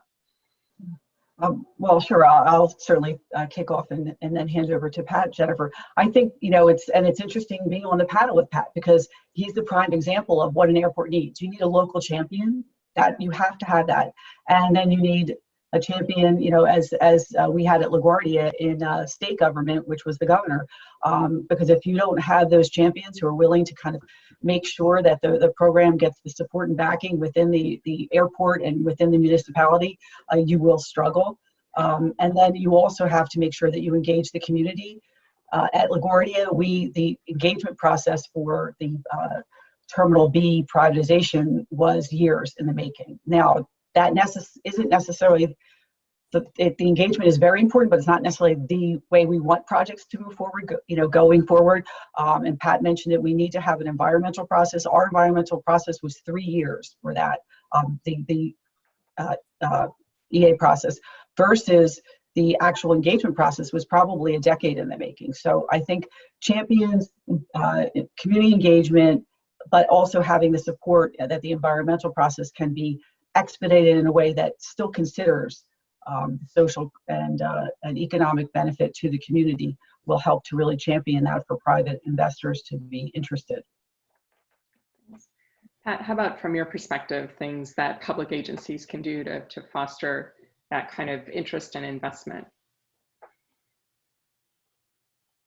The agency has to do a tremendous amount of work before going out to the marketplace to first ascertain that there's a commitment on the part of the agency and relevant elected officials. And Lisa's quite right, the project would not have advanced without the support and the sponsorship of Governor Cuomo. Second, we were acutely aware at the Port Authority, and we are here at the MTA, of a couple of things. One is that private sector players spend a lot of time and money putting proposals and bids together. We're respectful of that. Lisa mentioned the situation in St. Louis where there are 18 bidders. Obviously, that's an unwieldy number, but also serious bidders are unlikely to participate. And that number was scaled down, of course. But we were acutely aware of the financial and time commitment. And thirdly, at the port, Lisa and I and our colleagues, and also at the MTA, were aware that we can't go to the marketplace and not close. We started with Gothel's Bridge, which was a smaller project. That was $1 billion deal, complicated, a real success, and then moved on to LaGuardia, which I think when I left the port was the largest P3 in United States history. I don't know whether that's still the case, but certainly up there. And we began to walk before we ran. We're taking the same approach at the MTA. Lastly, Lisa's emphasis on community and engagement. I grew up personally about a mile from LaGuardia. I knew the neighborhood well. We worked it hard. We also had the largest MWBE commitment in history of any project, which was 30% of the work done on LaGuardia. That was important to the governor. It was important to all of us at the Port Authority, and certainly local elected officials and local MWBE businesses. Excellent points. Andres, from your perspective, as you're looking for projects to partner on, what sort of things have been really helpful for you in the past, and what do you look at from a public agency when you're assessing whether to bid on or get involved with a project? I think for us is what Ima touches before is how socially the project is needed. I mean, we don't want to invest in white elephant projects. We want to invest in things that are going to be used and the community is going to be benefiting from those projects. We do projects to reduce congestion. So what we do at the end of the day is to facilitate the lifestyle of those communities, not to be in the car forever, basically, and to enjoy their families, their leisure time, whatever they want to do, to be on time for the baseball practice or the kids, all these type of things. So that's the work we look in the fundamentals of the project. of course, there is economics behind the projects, but all that support of the community is what we really scout before we get really in the community. And when we are in that, we make also an effort to make that benefits visible to all the stakeholders in that community. And we participate not only with the disadvantaged neighborhoods, helping with them and some non-profit, but also we have a strong thing with education and STEM in education. And for example, ICSTC project that was mentioned before as an award for STEM participation with high schools in the area. I think that we want to show the benefits of the project because people sometimes, they don't think what is the benefit of the road. It's kind of given for granted, but they need to understand the complexity, how we cross watersheds that are in the community, we take care of those, all this type of environmental plus noise plus connectivity with certain neighborhoods, how we plan the ramps, how we make the most of the connectivity of the new infrastructure to get more people benefiting from us. That's a real focus for Sintra. And on a side note, I want to say, Mortiza, that the I-66 project is on track. So he mentioned before he doesn't know now how is it going because he was involved in the bidding process from VDOT, and our cooperation with VDOT is excellent, and the project is on track to start opening the first lanes Q4 22. Exciting stuff. Inma, from your perspective, are those the same kinds of things that you look for when you're looking to assess a rail project? Well, quite similar views that Andres. I would call it the four legs approach. No, you need the regulator, the administration with you. You need the private initiative. You need the financial agents, and you need the community, understood in a very broad way. And in order to align all these incentives, you normally need, and that's a prerequisite. You need a very robust project case. You need a very good project that really is covering a social demand. Maybe it's solving congestion, or maybe it's, I don't know. But you really need to provide service to the community and real value. And in their case of the high-speed train in Texas, we really think that there is a demand to cover and to solve congestion problems in the long run in the E45, but each project is different. And the other thing is that with this very innovative project, it's very important to work together with the regulator, and in order to have a constructive dialogue, both parts need to be flexible and ready to be innovative. And it's quite different to a tender. When you are participating in a bid, you receive the conditions. You can have more or less a process of negotiation, but this is where it is. And the dialogue is totally different. That when you have a P3 and especially when you have a totally private project that needs a lot of authorizations from the environmental point of view. And there is something that Andres mentioned that is really important, and at my times of Trade Commissioner of Spain, I live quite vividly with some projects that is the working with the community in order to make them understood the benefits of a project. And I remember processing plant, recycling plant that a Spanish company, and I think I can say the name, FFF Environmental, built in Texas. And it was amazing how they interact with the community and took the children from the schools to the plant in order to make them understand how important recycling is. And because, and the spirit of this was, if they recycle, the families will do recycling as well, you know, so teaching the children, we are teaching the community, and educating the children, we are educating the whole community, and they will understand how valuable our project is. And I think that's very, very, well, that's something really, really, really strong and really important.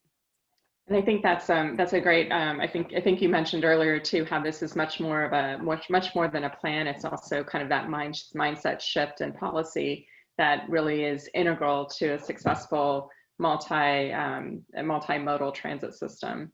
I know that we have several questions that have come in, and I'm glad to see them. So if the panelists would indulge, we'll kind of shift to answer some of those questions. The first is directed to Pat, but I really would love to get other input on it as well. And the first question is kind of the risks and opportunities for public transit in the medium term with electric vehicles, autonomous driving, urban air mobility, and other technology trends. Are you concerned about traffic management in the long term? And then related to that, what do you think the impact of COVID is going to be on the ridership of the system, and when do you expect it to recover? Love to hear the other modes responses as well, but Pat, why don't we start with you? Sure. So let me take the second question first. Obviously, the pandemic had a dramatic negative impact on ridership, just to size it, orders of magnitude worse than the Great Depression. And I'm not going to go through each of the agencies, and that's true of each of them, the Depression comment.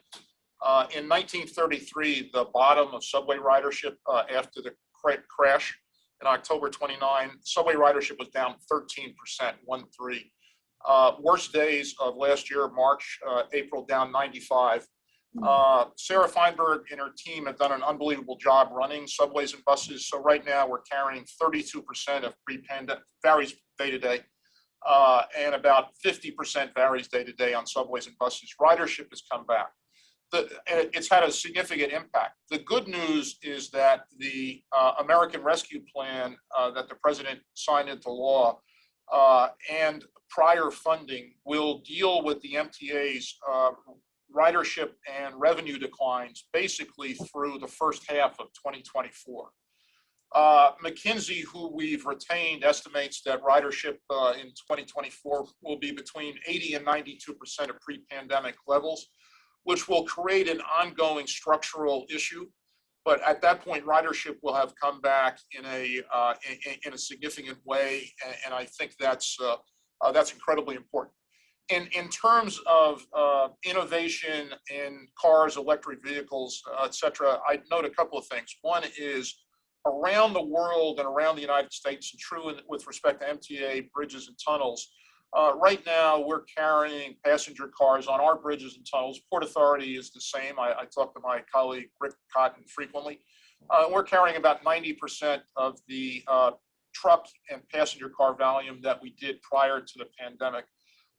Really great news from the Biden administration last week was they gave us direction, which we've been waiting for a couple of years from the prior administration, on congestion pricing. That's important from a environmental point of view, from an air quality point of view, but also provides a key block of funding for the capital plan, $15 billion or 30% of the capital. The goal is also to encourage some of those drivers to move to mass transit, and obviously it will provide funding for mass transit, the MTA, in addition to reducing congestion in Manhattan, in the city generally, and improving air quality. The for-hire vehicles, the electric vehicles, et cetera, clearly have a role to play. And they will, if they're entering the central business district, be charged the congestion charge. But we are optimistic, given the operating relief we've received from the federal government, most recently the one signed into law by President Biden, and clearly the capital spending in the American Jobs Plan. Right. And I just maybe to just kind of follow up on that, on some of the congestion pricing and other innovation type solutions that you've deployed. what are your thoughts on kind of how Cintra looks at this new technology coming in and how it integrates with more traditional infrastructure that we have? We've been doing a number of years here in Texas and Charlotte what we call dynamic pricing. Basically, we adjust the pricing to the demand of the road to maximize the capacity, the throughput capacity of that infrastructure.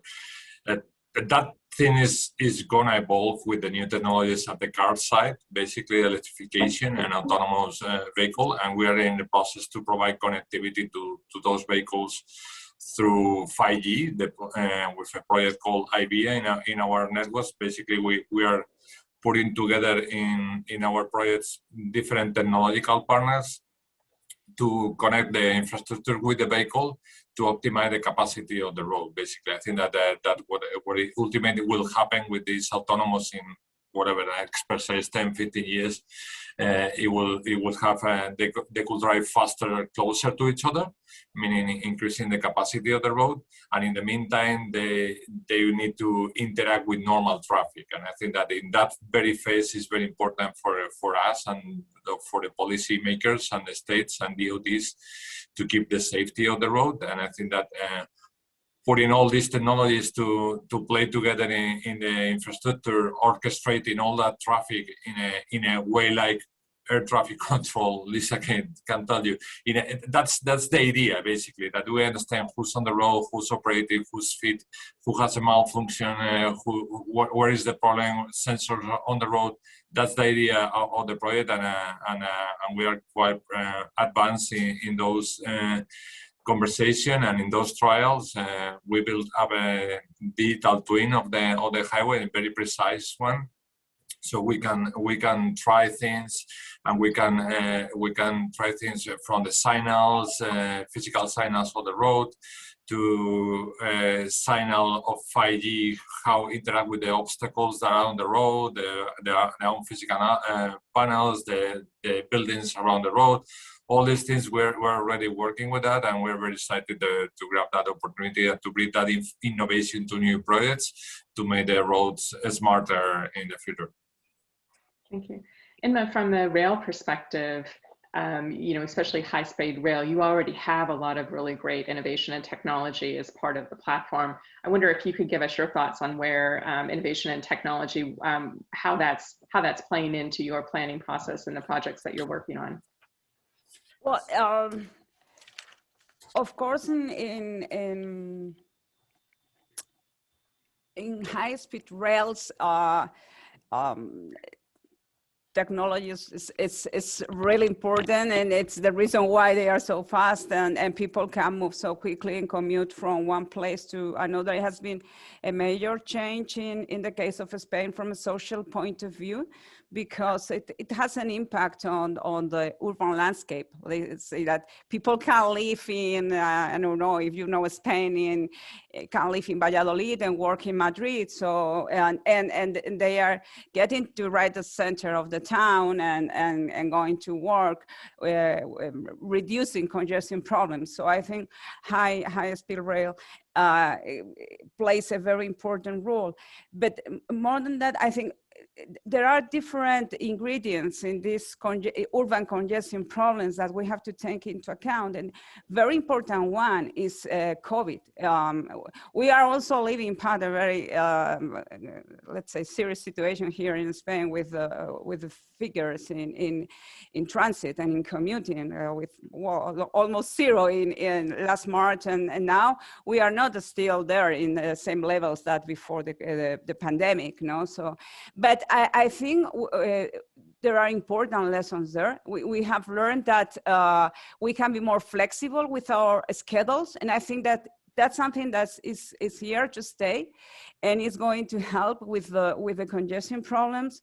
And at the same time, we have innovation helping, like Andres was mentioning, but not only for the supply side, but also from the demand side. All these mass systems are going to help also in terms of managing time. consumers will be able to know if it is quicker to take the bus or the commuting services, and that's very important to manage congestion. And then all the sharing platforms, I think they are going to help as well.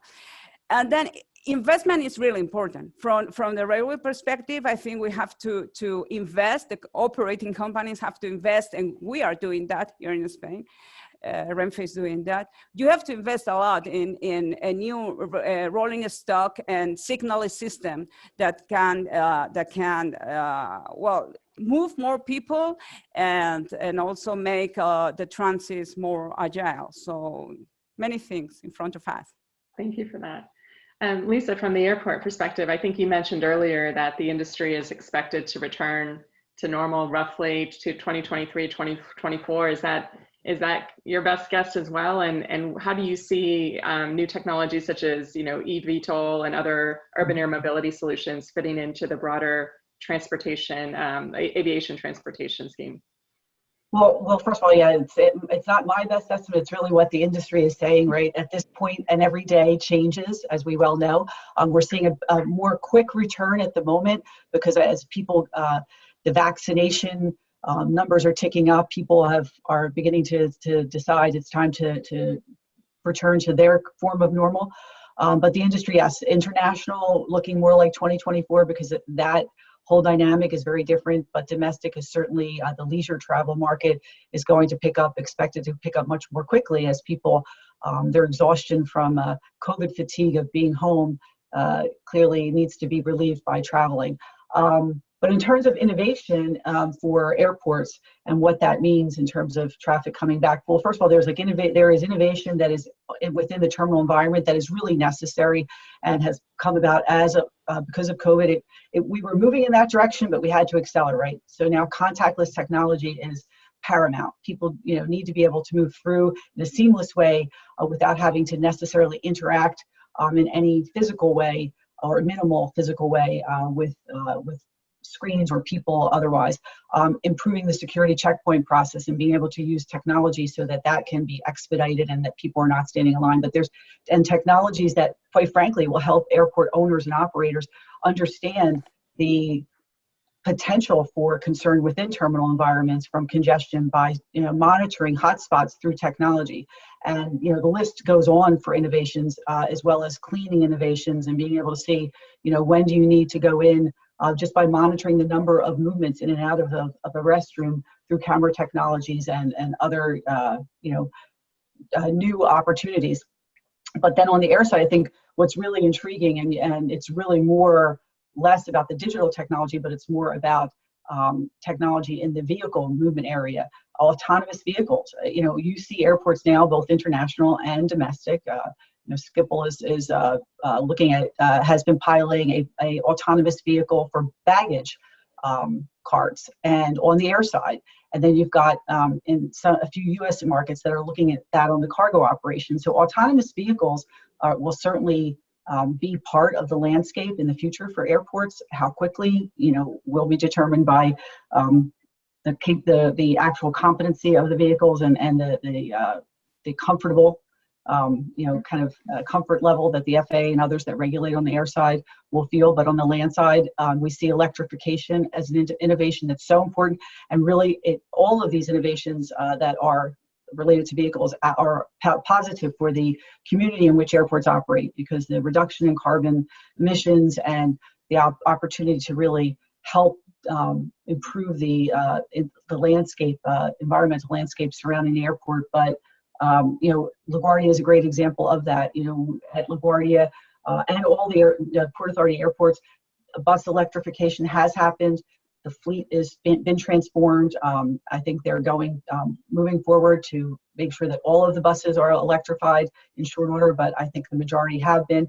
And then even with the P3 project, the requirement for ground service equipment to actually in the future be able to be fully electric, the project was built with actual electric charging stations at each aircraft on the ground, at each aircraft gate, so that all of the equipment can be charged continuously. So I think that's where airports will see innovation coming into play, as well as on the this side of resiliency too.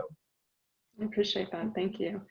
Well, I see we are not quite at time, but coming up to it. And as transportation specialists, we always like accurate estimated times of arrival, right? So let me, why don't we wrap up with one last question? And this is a question from one of our participants, and that is and this is going to be a hard one to ask because we each have our own hats on. What transportation infrastructure projects do the panelists believe should get priority? And I don't know who wants to start, but maybe Andres, why don't you start? I think that the priorities should take those that are more mature in terms of basically advance in the DOT conception, in the community necessity. I think that all these projects require a substantial amount of preparation in terms of engineer, financing, community consultation, all these things. So I think that that there are ones that are more advanced in that project, in that process. And since the ultimate goal of the plan is job creation, and they put an emphasis on shovel-ready projects, I think that should be the priority today for picking up those projects. Excellent, makes sense. Inma, how about from your perspective, which projects should be prioritized? Well, I also think that those that are more mature and benefit more people, especially from more disadvantaged communities, and create more direct and indirect positive economic effects. I think that so it's a question of rapidness and quantity, I think.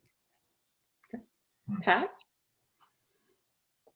Jennifer, three things. One is more people carried, more people employed.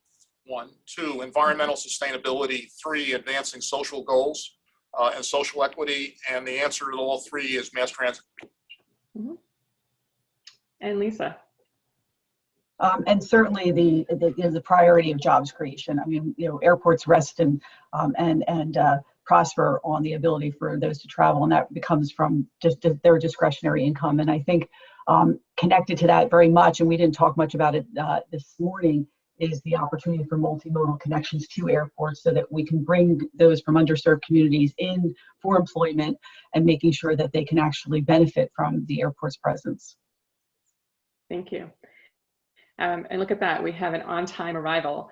Thank you all to my panelists. I love the way that we're able to kind of talk about cross-modal transportation opportunities, and I think this really drives home a lot of the themes that are in the infrastructure plan to really tie those multimodal projects together. So thank you very much to the panelists. Thank you to the U.S. and Spain Chamber, and have a great afternoon. Thank you, Jennifer. Thank you. Congratulations, Andres. Thank you. Congratulations, Bye. Andres. Thank you. Thank you. Thank you all for your time and expertise. It's been really a privilege to hear from all of you. And now we will conclude this conference with remarks by the President of the Spain-U.S. Chamber of Commerce, Marco Antonio Achón. Thank you all for joining us today.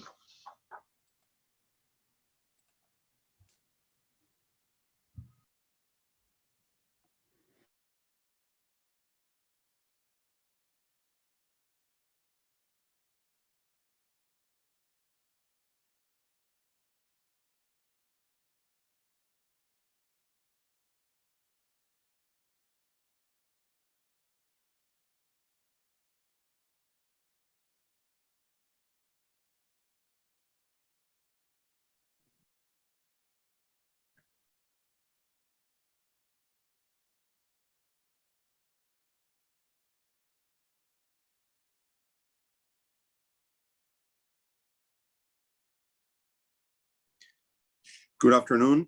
We have come to the end of the first Infrastructure Symposium organized by the Spain-U.S. Chamber of Commerce. I'm sure we can all agree it has been very timely.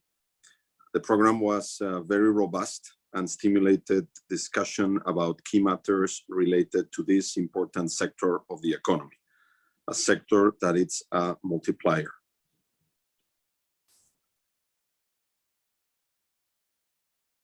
Good afternoon. we have come to the end of the first Infrastructure Symposium organized by the Spain-U.S. Chamber of Commerce. I'm sure that we can all agree that this event has been very timely. The program was very robust and stimulated discussions about key markets related to this very important sector of the economy.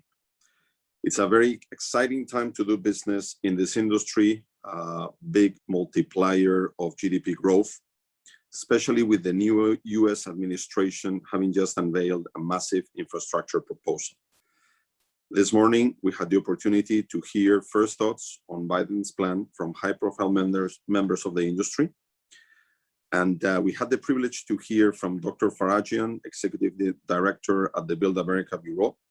We also heard about the trends driving the world's infrastructure markets and spoke extensively about how the new infrastructure projects will involve developing roads, buildings, energy, and water infrastructure, with particularly a due consideration to the social, environmental, and economic implications.